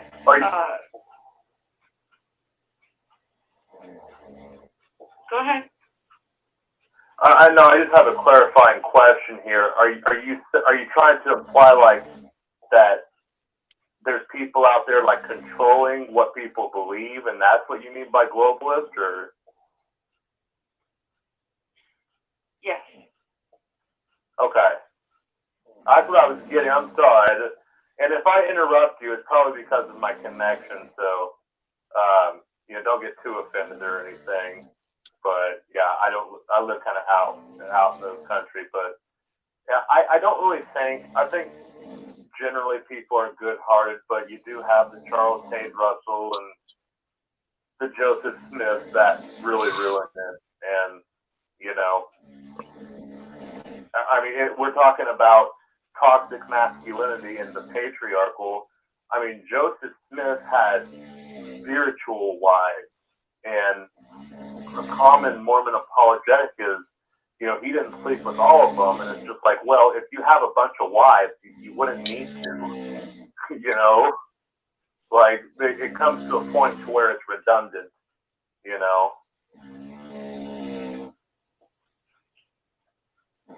You are so pretty, Linda. Thank you. Thank you so much. So, go ahead. I am befuddled Okay. because I think that our caller is dancing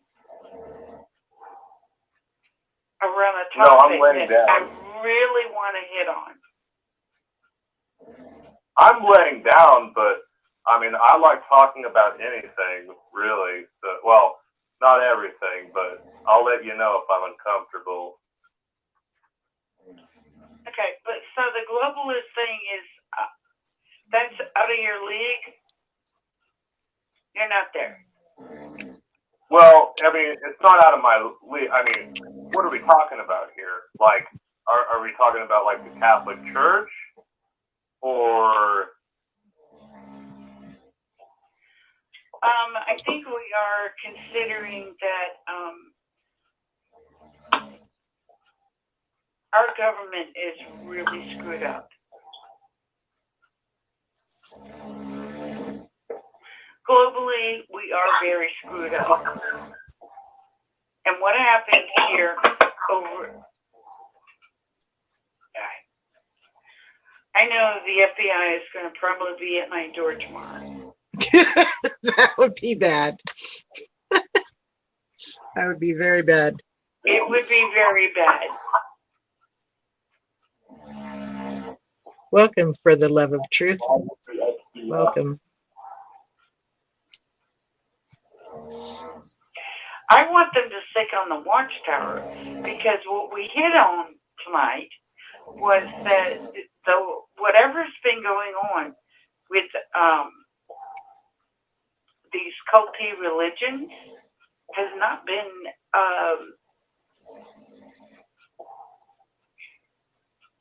they are in a very bad place right now. They are being called to judgment. These what religions? What was the term you used? These culty religions are being called on the carpet. I'm still missing the word. What kind of religions? The culty ones. Culty? As in like a little bit culty? Okay, yes. Yes, I agree with you. And then they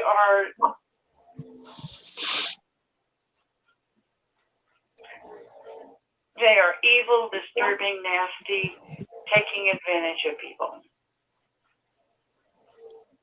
What if most all Christianity It's really about is doing that? What if that was the case? Well, Sixers has always been about exposing them.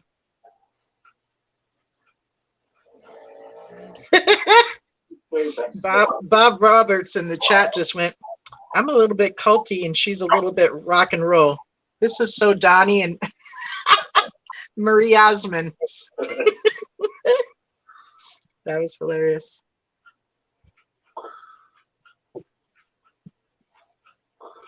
I'm just saying,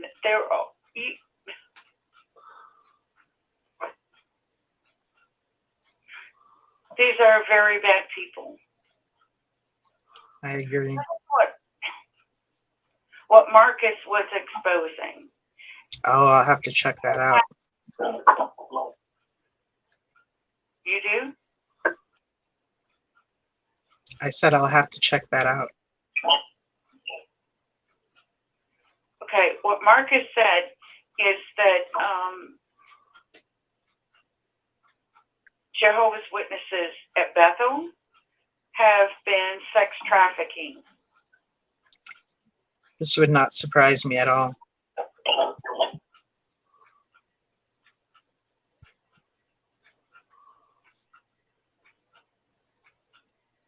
It would not surprise me at all. Okay, so he put that up on YouTube, and I put it on my Facebook page. Okay. It happens in plain sight, from what I understand, and it happens in different ways that you wouldn't even think it does. Like someone could apply to be a model and they're in college, right? They fill out the paperwork and everything, and they give their parents' address because that's where they lived before they moved to college, right? And then they find out that the Here's what Marcus explained. He said that when people come and do the tours, that young girls are taken to Bethel rooms. Bethel? I'm sorry, Bethel rooms or brothels? Yeah, that's interesting you say that. Actually, what he said is that when people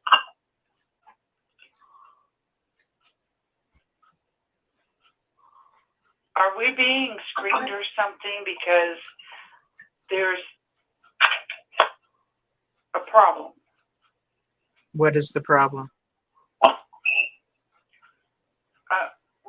Breaking up. I'm not hearing you breaking up. I'm just hearing like something like somebody's throwing a book down many times, but not breaking up. Well, I don't know. Anyway, here what Marcus explained is that when people would come to do the Bethel tour, and he was at the farm, which is different. It's different to be at the farm than Correct. Yes. in Brooklyn. In the city, he was at the farm, and he said that when people would come to tour, that they would be directed by people in charge, like Isn't that amazing? elders. Mm-hmm. Like they were expecting them. Into rooms, and he would hear noises as if people were having sex. Yeah. With these children. Yeah. This would not surprise me.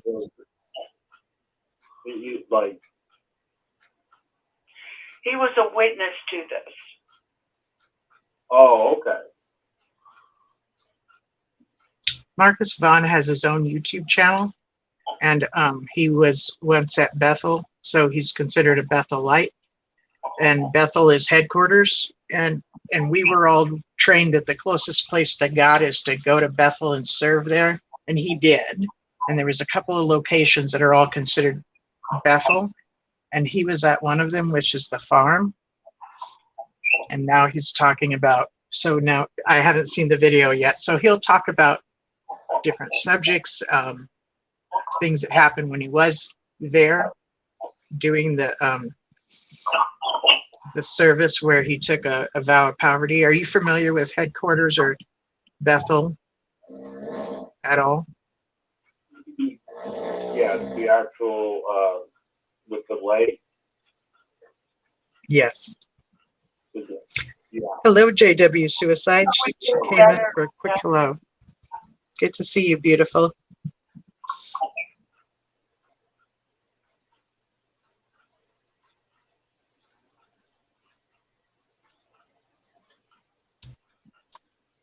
So, Mia, take this conversation where you're going to take it, because right now it's feeling extremely cryptic, and it's not connecting.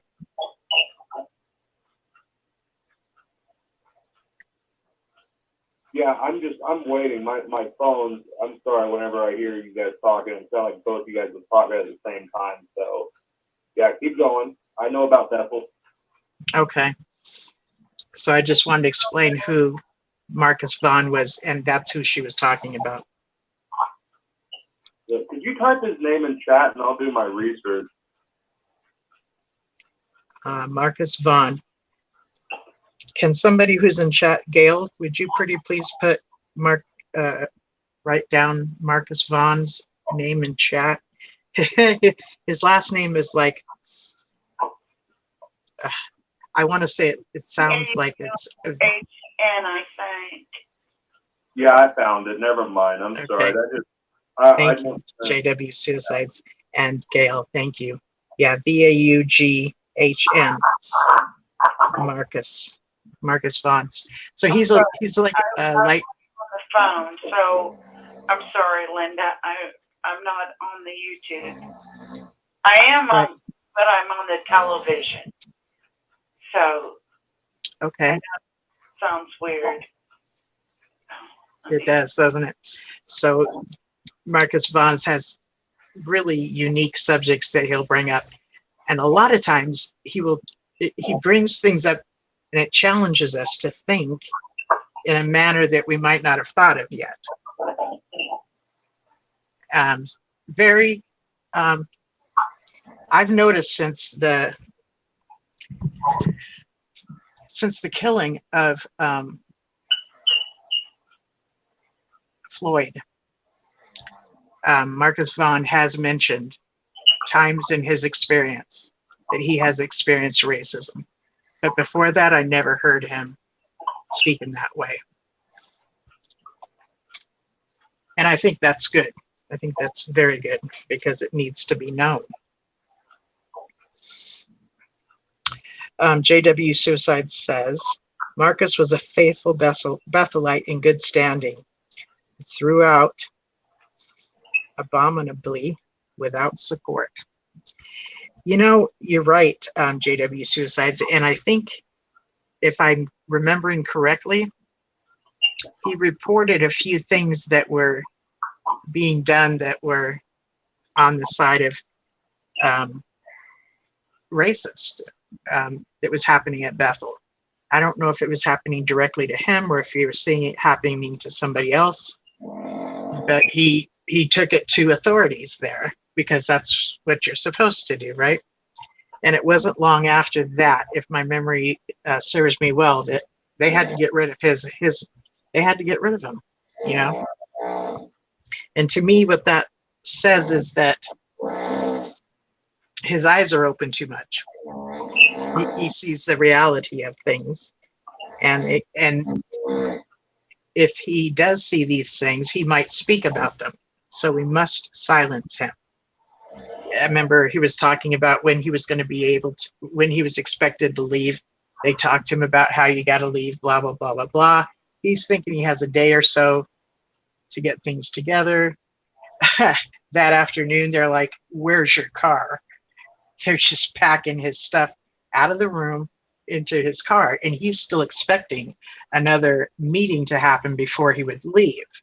So it was very, like, boot against his back. Get the hell out of here now, you know? See ya. He thinks it was racist. I don't think so. You know, I would love to have a conversation with him, but I think it was happening to people more paler. You know, I don't think it was directed to him because he was, you know, dark. I'm not quite sure about that. Okay.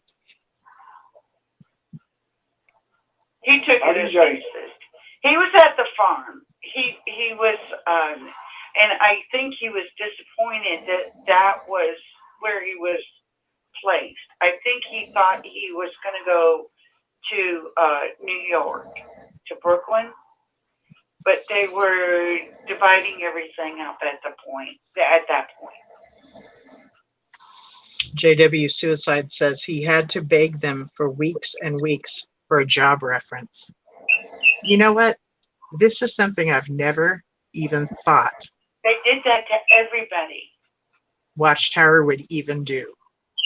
I just thought on your job application, you're just going to have this big old spot of nothingness. You know, nothingness. And to hear that, Exactly. to hear that is just, wow. I didn't even know that they would give out a job reference. A job reference. They don't do that. They never have. That's what I thought. So I think he might have gotten one. We'll have to. Okay, so when you watch his videos, Mia, he always gives his phone number out near the end of the video, and he always says, "Let's talk about it." And I've texted him a couple of times. He's, he'll answer back. Did Maybe he a call day. No, he just answered me back through a text. I found myself doing that totally ex-cult member thing. And I was like totally sharing like everything. I was totally doing that whole sharing way too much stuff. I'm like, oh my God, I'm doing the whole sharing too many things. He just laughed at me. Honey, I always call you back. So because I texted him, he did text me back. So it was a day or so after. But did he phone you? No, we have not started a phone friendship yet. Like, it's only been texting. But I'm sure if I said, can we have a phone call soon? He would set it up with me and we could talk. But each video he does, he gives his phone number for the purpose of being able to discuss what happened in that video that he talked about. But he's also open to discuss anything else. So I want to encourage you to get that number and ask him about what you wanted to ask him about.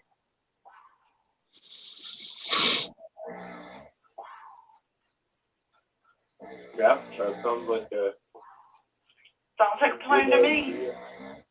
Yeah. I mean, I just. I'll give it a shot, but I believe I have tried to reach out to him, and he's not returned my phone call. And you left him a message? And I've been around way too long for someone not to know who I am. You may be right. Yeah, you may be right. But I'll try again. We'll put him on notice.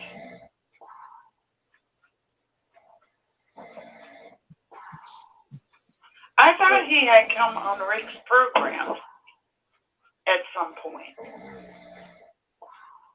He was a guest. He was a guest, I believe, of Daniel one time. I don't remember. Here's one of his videos right here. Dating dysfunctional Jehovah's Witnesses. I've just been looking at chat and going through his stuff, but I love reading the chat. Interesting. Sure.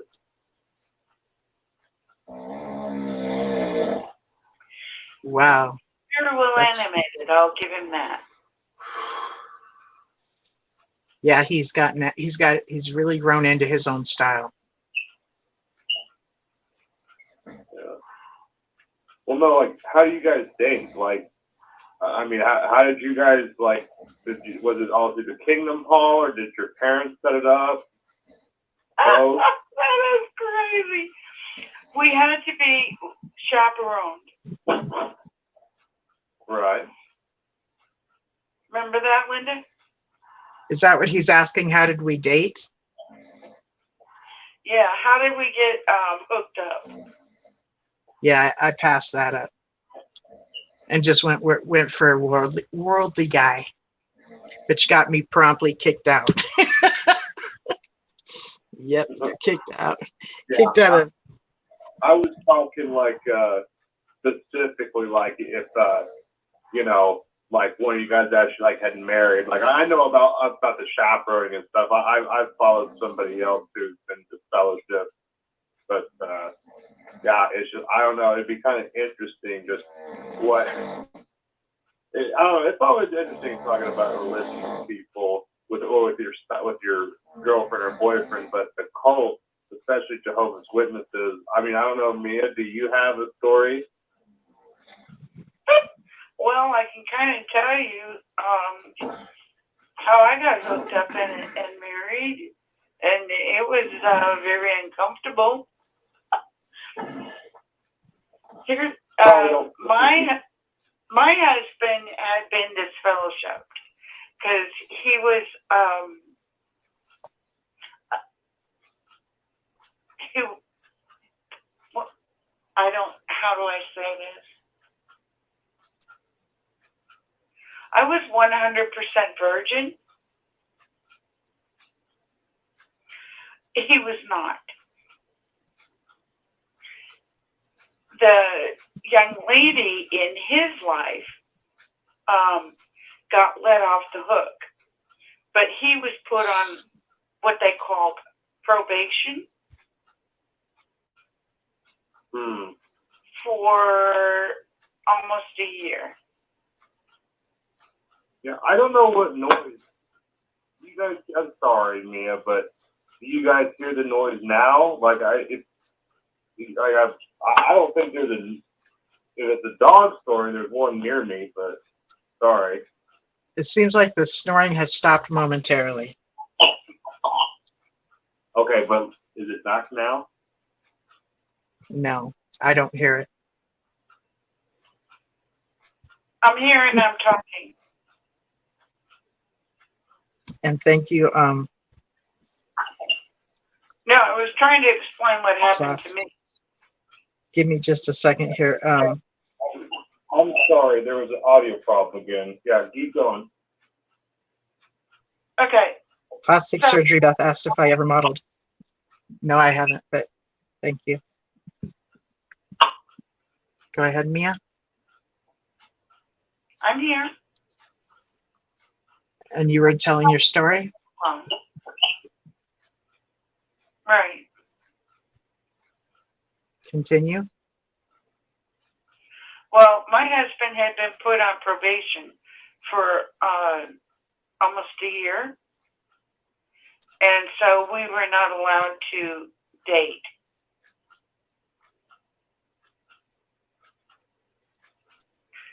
And that may sound kind of foreign, you know, to like regular people. It would be irregular people, but it sounds about Watchtower mentalities. That sounds about right. And so when we got married, I was completely a virgin. And, but his story was so different. But he was not required to tell me that he was not a virgin. Ah. And I'm very disappointed in that outcome. And are you saying this because you were required to tell him you were a virgin? I had to prove my virginity. Guess what I had for a present? I don't know. A red towel. Oh, okay. Gotcha. That is so freaking embarrassing. Mm. So I had to prove my virginity, but he did not. Okay. Jehovah's Witnesses are not aware of this.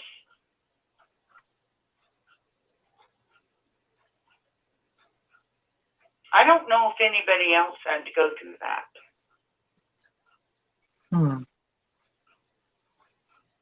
So you had to prove it to who? I had to prove to my husband.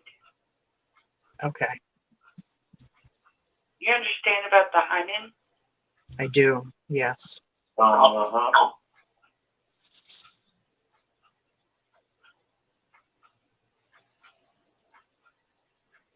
Yeah.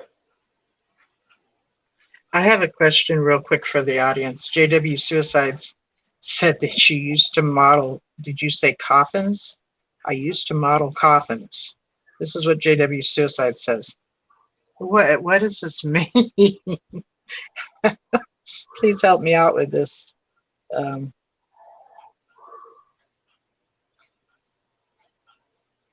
She does get sarcastic and have. That's sick, isn't it? That is sick. Yeah, you're supposed to have like a special moment with your husband, and I can only imagine what he was put on probation for. You know, there's some sort of thing he said, but yeah, I mean, it's just, you know, yeah, it's sad. I think this is the first time I've ever said it in public. Well, thank you. That was really tough for you. I'm sorry you had to go through that.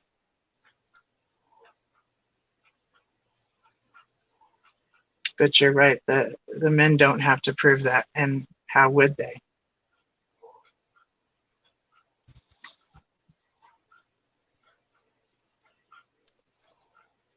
But yeah, don't mind being rude if you're hearing something on my end. Sorry about it. I just took off my headphones, and so my microphone's a little bit different. Okay. No, I haven't heard of this in any other religion. Remember the movie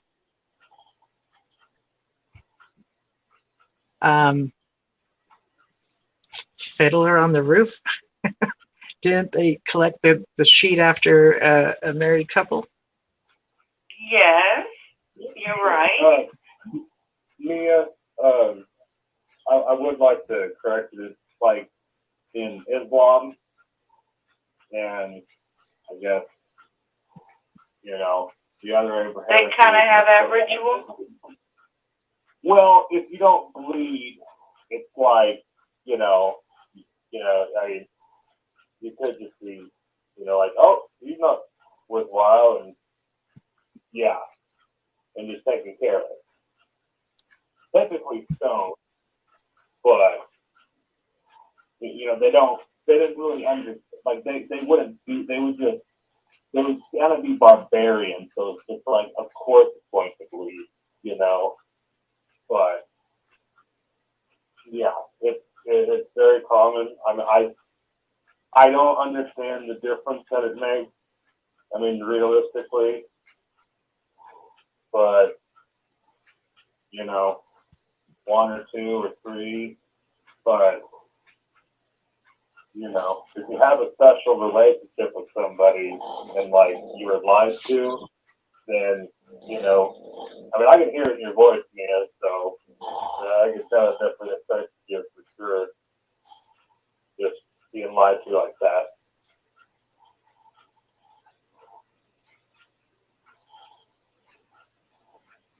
I don't know of anyone else who was made to go through that. Yeah. Now, how, like, you know, when you like 21? I'm 25. Are you asking how old was I? Yeah, like, I mean, what age does this, like, whole probation? Because I understand that they want babies, so they put people together. I mean, if we're talking, like, globalist stuff, you know, like the strategies, I mean, they want more kids in the congregation. So, like, at what age did you start experiencing pressure, Mia, from the elders? To get married? Yeah, if any at all. Well, I was 19 when I got married. I was 18 when I was engaged. Okay. I mean, did you feel that it was like pressured at all, or am I just trying to hum a unicorn here? No, there was a choice. Either you get married and move out, or you pioneer. Remember that, Linda? No, but that sounds about right. And I do. Either you get married and move out, or you start pioneering. Yeah, that would be expected. Definitely expected. Kingdom interests. And it would be kind of customary that a woman wouldn't leave their parents' home until they did get married. They didn't want to support us. You find a man to take care of you.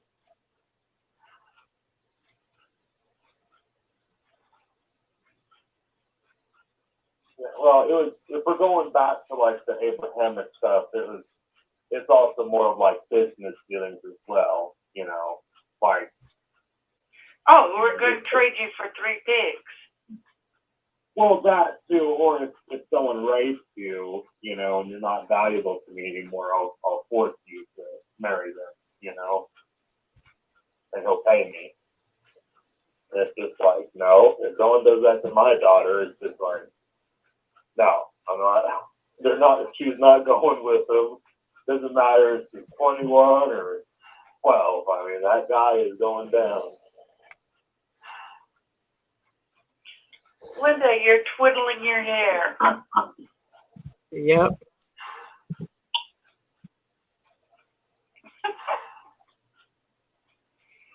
I adore you.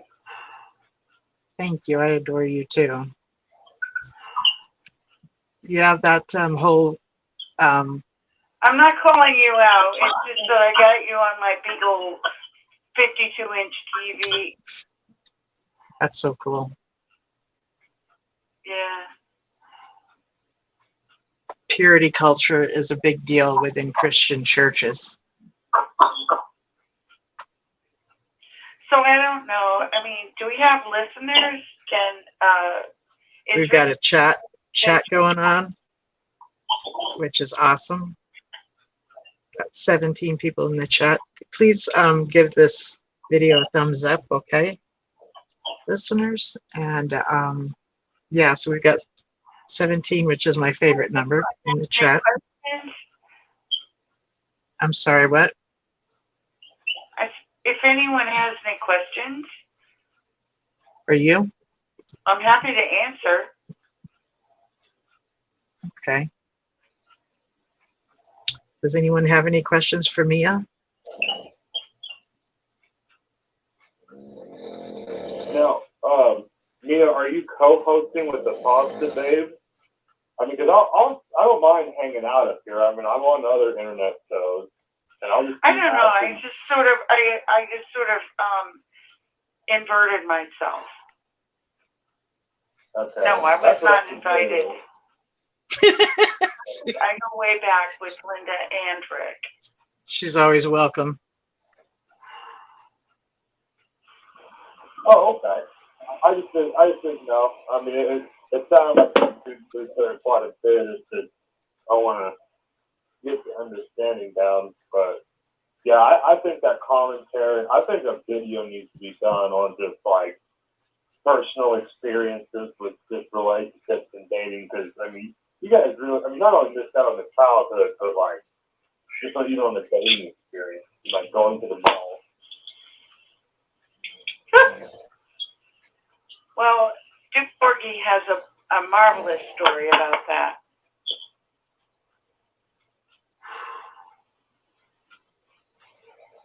But it sounds like you already are aware, you know, of the chaperoning. Yeah, I know about Caleb and Sophia as well, the little cartoon series. I mean, I've researched this religious organization to, you know, down to the very basic roots. So, you know, it's just. Now, are you? I'm sorry to interrupt. Are you a regular Six Screens listener, or did you just like drop by tonight for the first time? Because you seem you're fitting in very well. I've been here for 2 weeks, and this is my first time calling. Okay. I've been trying to. Yeah, there was an issue in chat last week. Not important. I have screenshots of it though, but yeah, and then obviously the issue tonight and stuff. So I just, you know, I don't mind calling in and asking questions, or you know, fixing stuff in chat, or letting you guys know there's a problem. So. You appear to be very well informed. Yeah, I didn't go to college, but I have studied. I mean, there is the internet. It's just deciphering information. Definitely can lead you down the wrong route for sure. But Interesting. That can happen at college as well. I mean, really, it's just the material. some subjects you just need to study. There's no other way around it. I mean, and some people are different. They might need a professor for other things, and some people, like I need a professor for math, but for history, I mean, I really don't. I have a pretty good. If I have visuals and stuff with history, I'm very good. But you know, math, I don't really understand like college level math and stuff too well. I just don't see the point in it after a while. I just want to go drink a beer and play. Yep. Yep. You ask good questions. I mean, I had my own show. I talked about all kinds of things and entertain people. That's my main thing, is entertaining.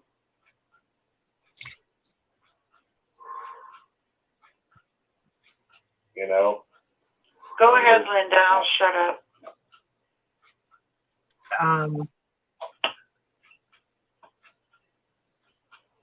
I don't know what to say right this minute. You kind of threw me off. Okay. I'm sorry. I didn't mean to, take over. Interrupt, but yeah, it's fine. It's all good. It happens. I don't get butthurt. I picture you doing this with other cultures as well, with other groups as well, studying up on them and things like that. Yeah. Yeah. Know your enemy. I mean, again, there's a bunch of stuff that we can talk about as far as like, geopolitics and stuff, but it's just not the program. It's just not the program.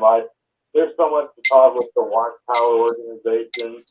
Just because, I mean, even in chat, I can talk about some of these people just like they're a little bit socially awkward. They're a little bit socially. I mean, it's not like in a bad way. It's just on the range of normal. They're just different. And right. I don't know. I don't know if it's just a sitting inside, like being locked in the room as a kid, not being able to go play with others that does that, or the combination of a bunch of things. But it's just like I don't know. I mean, what do you think is like the most damning emotion, guilt that you got from that religion? We have a lot of damaged people. Let's see, guilt about everything, everything you are, everything. And you're supposed to change it and switch it all up to please our God, which means you don't get to be yourself. You have to be somebody else to please God. And that would be the new personality, correct? Correct, yes.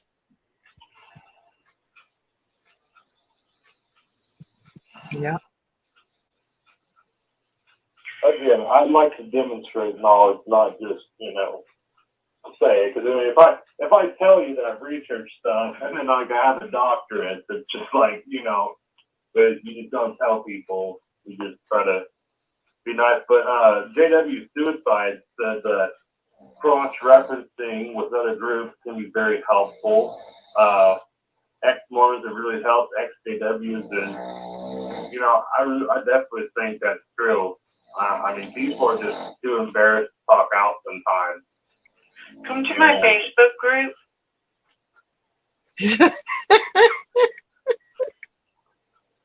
Can you give him the name? Ex-Jehovah's Witnesses Then and Now.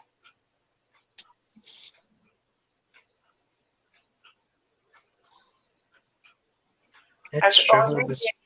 Wait a second. Let me just verify this.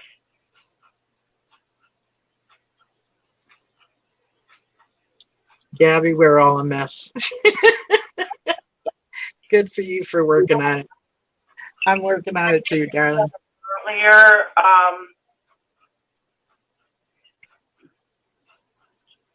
Jehovah's Witnesses Then and Now. no nonsense Jehovah's Witnesses and ex-Jehovah's Witnesses dig deeper. Mm.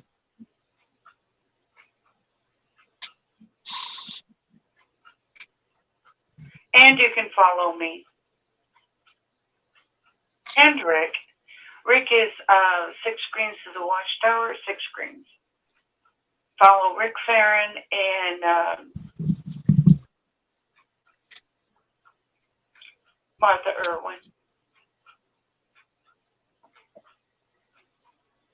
And I guess, and a lot of this stuff isn't, exclusive to the Jehovah's Witnesses. I mean, I don't. It's important to, understand it's just, natural human behaviors, this manipulation stuff, and I mean, but it's in all parts of life too. So work. One thing that I do on the Jehovah's Witnesses then and now is I invite Jehovah's Witnesses. Uh-huh.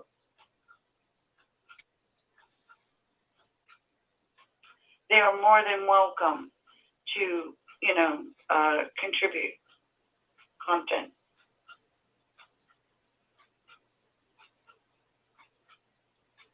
Hmm. We're not exclusive to apostates, if that makes sense.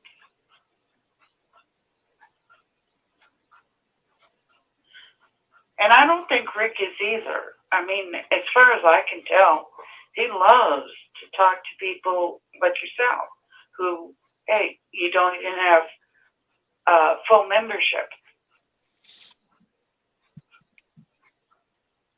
Are you full membership of what? Yeah, Martha, of what? She's this is her way of welcoming you. She's like, you don't even have to show up and get your toaster. You're welcome to be here with us. Come join this Facebook. Come friend request me, and Rick as well. And on Facebook, I go by Linda James, not Apostle Babe. I do Apostle Babe Linda James on Instagram and YouTube. But what she's trying to say. Yeah, you just interrupted me, Nia, when I was talking about, because I thought you were going to make a point with bringing in Jehovah's Witnesses. Like, what kind of conversations are you having with them? Like, what's their number one point? Hey, we're the ones who knocked on your door when we were only 5 years old. Okay? It's okay. Like what Emery was saying earlier,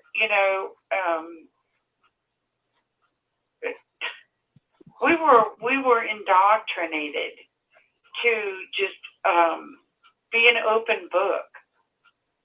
We don't have how can I say this, Linda? Well, we really don't have a barrier. We don't know where that line is that you. We don't know. What boundaries are? Would that be it? Yeah, we don't know. We're. Yeah, this falls under. Go ahead. I think this falls under being socially stunted, so which makes us socially awkward, especially when someone first leaves the organization, because we were so self-isolated within that organization that once we, have enough nerve and courage to get out of the Watchtower, then we try to assimilate into society at large. And because the only socializing we did have was with fellow Jehovah's Witnesses, and even that was limited, we didn't get to build up enough to be able to feel comfortable once we get out into society at large, nor do we, we're just a bit odd. So you can expect that from us. We're vulnerable because we have no barrier. We don't know where to draw that line. Well, if you're talking about being like 5 years old knocking on doors, the line is drawn when the elder or your parent says that this is the way Jehovah does not want you playing with the occult, that kind of thing. And that's what the line is drawn. I mean, your thinking has just been so muddled by the Watchtower Society. I mean, that's what it does whenever you believe everything that they say and they can't be wrong. You're just, but it's not like you can't come back from it. It's just a very good learning experience. But, so here's the danger.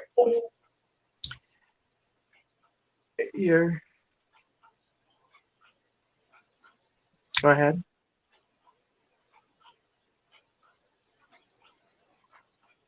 You said here's the danger, Mia, so go ahead. Hello, Mia?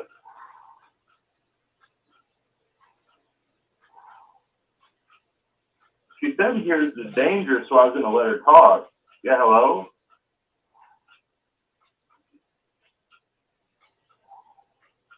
Yeah, I think she cut out, but yeah, she was bringing up, being 5 years old and knocking on doors, and yeah, I mean, I bet the world seems pretty bright and stuff when, you're just kind of being first indoctrinated into everything. And I mean, honestly, you almost need a license to talk about religion with kids.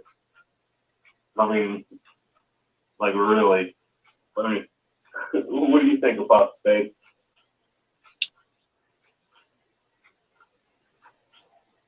Are you asking me my opinion about religion and kids and what it was like for us?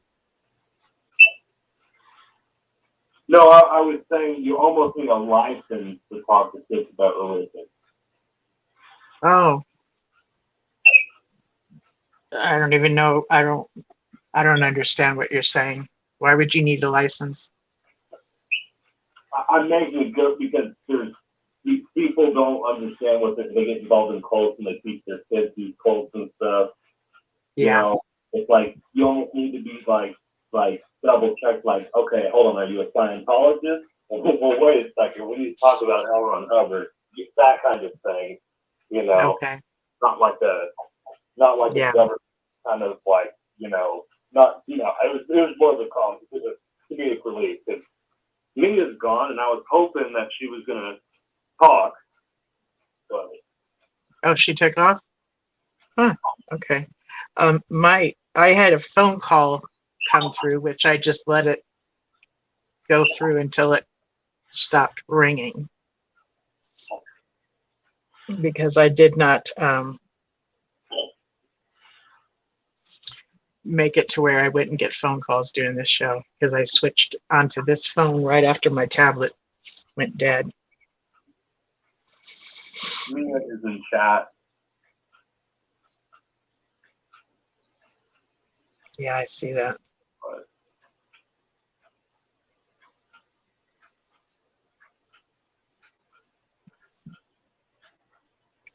So she'll probably come back in. So, yeah. Now, we grew up on, it's like we grew up under a rock on a different planet. It's just a different reality, I mean, really. I mean, it's a very hard thing to understand. I mean, I grew up kind of like the, hell, like the fire and brimstone kind of like Baptist character. So it's not like, I would tell you that you're going to hell. Like the Jehovah's Witnesses, they would come up to me when I was like 12 years old. I wasn't like, yeah, you guys are going to hell. Anyway, so, but again, it happens. I mean, we just grow from it. Getting brought on it, as Bob says. Oh, the phone number, please. Oh, I'm sorry. I'm sorry, Mia. That you had to say it twice. See, you've had kids before. You just have to say it twice. 727-731-6701. 727-731.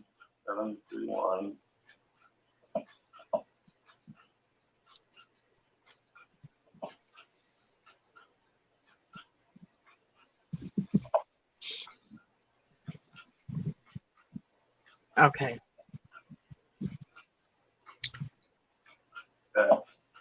Yeah, I got it in the chat there. So she might come back in, she might not. We'll just have to find out. Anybody else who's in the mood to come in and bring up a subject, I'd be willing to go there. I'm probably going to get off the phone in about 20 minutes because I need to put my legs up. It's hard to do this show while I'm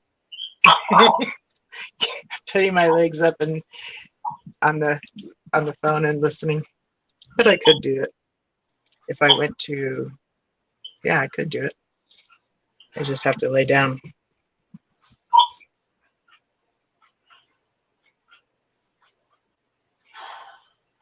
Yeah, I actually don't think that's his thought. I think that since I subscribed to his channel and liked it, the algorithm recommended Rick. So Okay. You know him. Yeah, I really enjoy his channel. Okay, Mia T, you're asking people to type it in, please.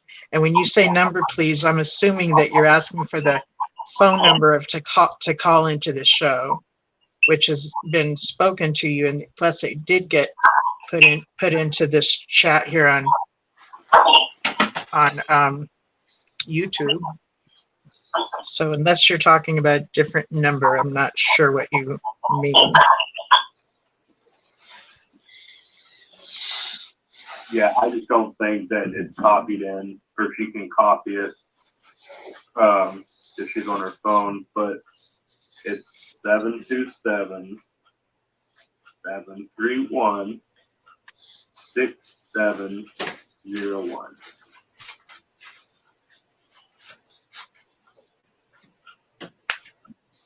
But yeah, I'll probably be popping off here whenever there's somebody else back up, just because it's hard to keep it going. I mean, we still have some good chat going on here. Yeah, I really enjoyed your presence, and I want to welcome you back next week or whenever is comfortable for you. Yeah. Yeah, I mean, again, I'm just kind of working and hopping back and forth. So, whenever I need a break from work, I'll just, I might call in. The main thing is I just don't have the proper studio set up, because if I had the way I want it, and I already have it all set up, I just don't have, well, on my laptop I do with OBS, like having the green screen, the camera. I mean, we could really get into some, pretty interesting stuff, just being able to pull up and mess with the screen. But, I mean, we're cultivating a pretty good audience of, not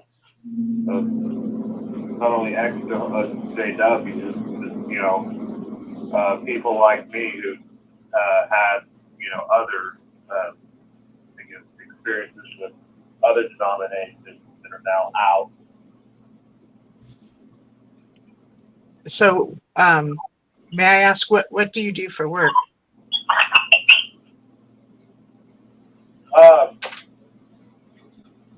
I've been doing just kind of side jobs in the past, and currently, but the work I'm talking about is just talking to people, just making sure there aren't people around that, trying to catch an elder. That's just what you could say. How to catch an elder. Trying to catch an elder. Yeah. Yeah.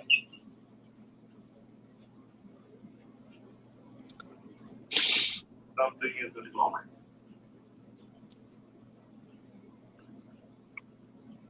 Huh. Yeah.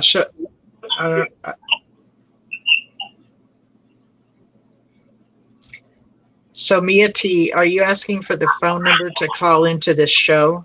Could you please put yes or no?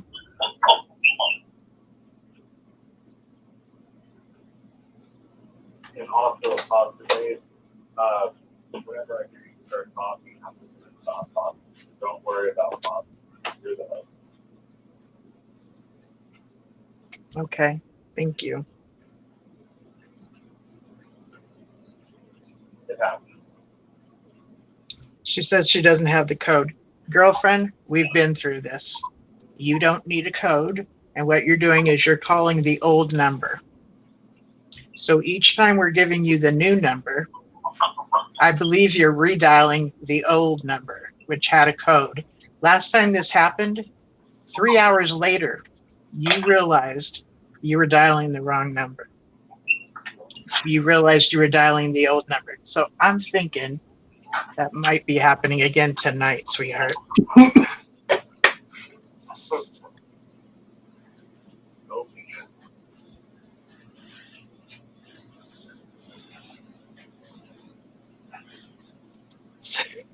How's your leg doing?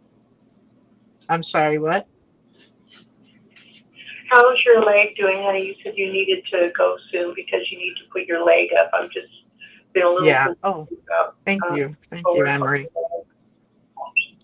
Yeah, I'm going to do that in about 10 minutes, I think. What I could do is just transfer over to phone. And I've done that before. I end up saying goodnight to the YouTube audience, and then I end up calling in and joining you guys over the phone. She said I dialed. She says I dialed what was told.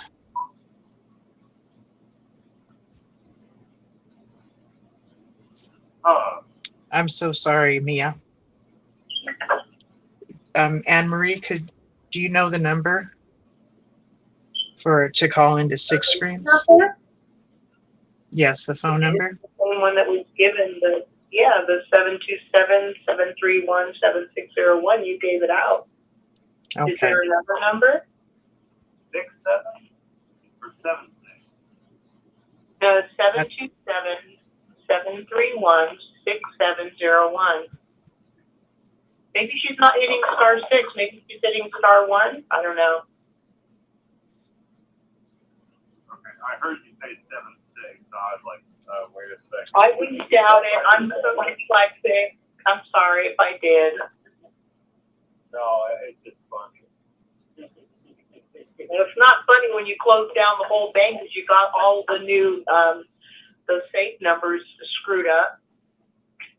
They literally couldn't open the bank one day because I completely transferred the numbers on the new codes for the safes. Oh my goodness. My boss called me on my day off. I had 1 day off a week. And she said, Anne-Marie, we can't open the bank because we don't have the right codes. What's the code? I said, I give up. What's the code? Oh my goodness. Oh my God. I know, it's terrible. It's terrible. Don't ever have dyslexia. So yeah, 727-731-6701. I forgot the original number. So Linda, about your leg and the sores, I've been really worried about it all night. Have you by any chance ever tried raw honey on the wounds?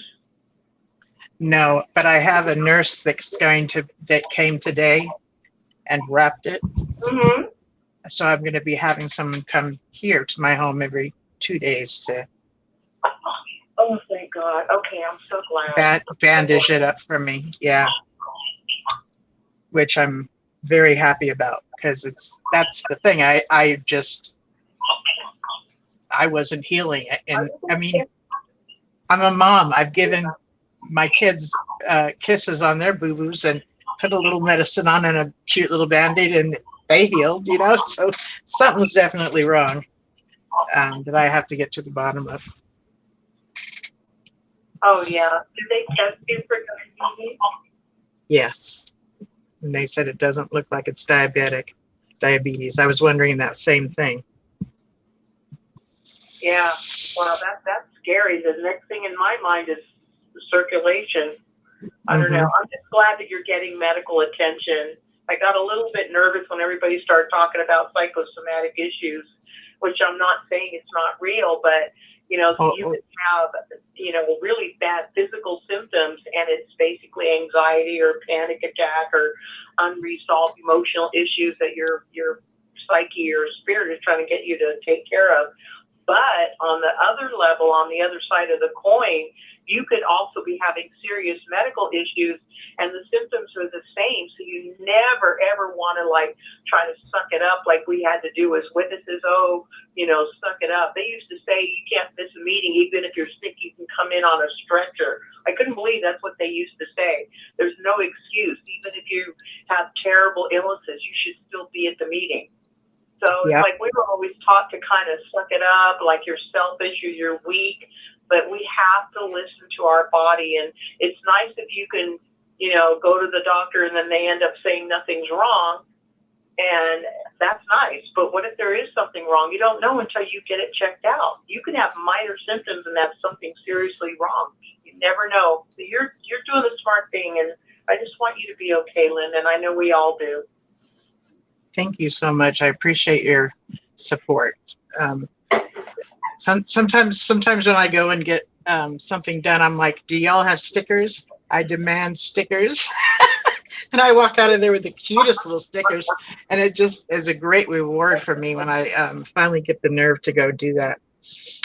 So I appreciate your encouragement. It's my reward, right? Well, there's only one apostrophe. We kind of like to keep you around. Thank you. And I agree with you. You know, yes, there are things that are, you know, psychosomatic, but let's make sure that it's physically nothing first, because that's really how they find out. They do the process of elimination of anything physical before it's ever considered possibly psychosomatic. So thank you for encouraging me to that I'm doing this. I really appreciate that. Oh, bless your heart. You know, like I said, I you know, I've listened to you for a long time, and I always kind of hear the same thing, that you're always listening to others. You always validate. You're always supportive. You're always understanding. You have a way of comforting people and making them feel good about sharing, maybe especially when they're vulnerable or sad or whatever. You're always there for everybody. And then, like, you know, you're human too. And, you know, it just, I think that everybody just wanted to be there for you and send you hugs when they realized. And I got, yeah, I really felt that too. It was like, wow. Wow. Oh, I'm so glad. Thank you. I'm so glad you felt it. Yeah, I did. It was, I had a heart attack when I was 18. It was pretty bad. And I had no idea what was wrong. So I lay there. I was in the hospital, and I lay there without moving for like 10 hours, and nobody noticed because I was just trying to deal with the pain and not being able to breathe. But I didn't know what was wrong. I was 18. I was ignorant. And it wasn't until maybe 30 years later, a cardiologist found it, because nobody believed me. And he found that in the middle of my heart was a destruction of tissue. And he said, this is a, you know, full-blown heart attack, and it was bad. It was a medical mistake. But the thing is, if I had just said something, I probably could have gotten help, but I probably could have gotten a lot of money, because I got it because they gave me, I was one of those hospital mistakes. But the thing is, in my mind, I was always taught, suck it up, don't be a wuss. And that's what I was doing there. For 10 hours or so, however long it was, I was sucking it up. And I sucked it up for years. I couldn't walk very far. I couldn't run. I couldn't climb stairs. And I thought, what the heck is my problem? Suck it up. I used to make myself try to run every morning, and I couldn't run. I'd run, and I'd be on the street, you know, gasping. And I didn't know. I thought, why am I so weak? And I would beat myself up. So anytime you have shortness of breath or you know, Linda, it doesn't matter if you're 58 or 78. It doesn't matter. 58, you're young. You're young. I'm going to be 68 in a couple months. You're young. And so if you're having symptoms because something is wrong somewhere. Yes. And I'm just glad you have the sense.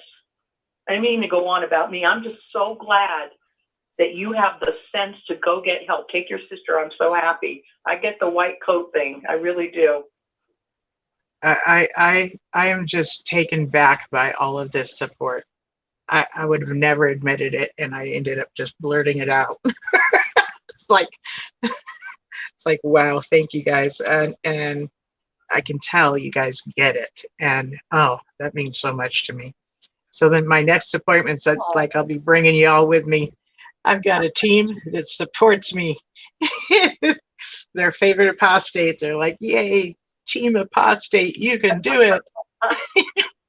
You can get through whatever this next. Doctor, Yeah. you tell your doctor you have a backup crew that is waiting for the report, and we want to know. and you know, whatever, don't screw it up, because we'll be down there next time and want to know what the hell's going on. But we just want you to be okay, and whatever's wrong, you know, everybody, we care about you. I mean, I know Zach does, and everybody who's on with you every Saturday night that you come on. I know I'm not hardly here anymore. I'm never awake at this time. But Yeah. I just remember listening to you before, and everybody, I would listen to how you were always listening to others and validating and supporting, and, you know, wow. I'm like, damn, she has a patience of Job. You're like the mother hen. That's so funny. There are days when I man, my kids will tell you when I've hit my last nerve. It would happen about every 6 to 9 months or something like that. And boy, they'd have a bad day. But usually I can hang and talk with people. But yeah, thank you. I think I'm going to call it a night, because I do want to lay down and put my feet up. My daughter texted me, I think like a half hour ago, saying she was on her way back. She went and visited some friends. I'm not worried about her coming in and you seeing her, because Eva already knows she's here and everything. But it's nice having her here. She was really good with me today. I really appreciate everyone just being so supportive to me. This was really unexpected, but it's very, very needed, and I appreciate that very much from all of you. Well, we appreciate you, and I don't know if anybody else is on, but I'm so glad that you stayed and you hung in there. And I know the show didn't start out real great, because you were, you know what, I could just feel it. You know, there have been times when I just feel like crying and saying, I don't even know why I'm doing that. I can't do this anymore. Yep. But it's overwhelming. It can be overwhelming, you know, because you're always giving of yourself no matter what's going on in your body, in your mind, emotionally, whatever's going on around you with your family. You're just supposed to be, you know, bright and cheery and right there. And, you know, I have no idea how Rick does what he does. But the thing is, you're always there. And I just want you, I'm glad you felt support. I am so grateful to everybody who expressed their love and support for you, because you touch so many lives, Linda. So I didn't mean to go on, but I just want you to know I love you as my sister, and I'm thankful that you're doing the show that you do, and that you do it so faithfully. And it's just time to take care of you, Linda. And I'm so glad you set up your boundaries and say, okay, I need to take care of myself now.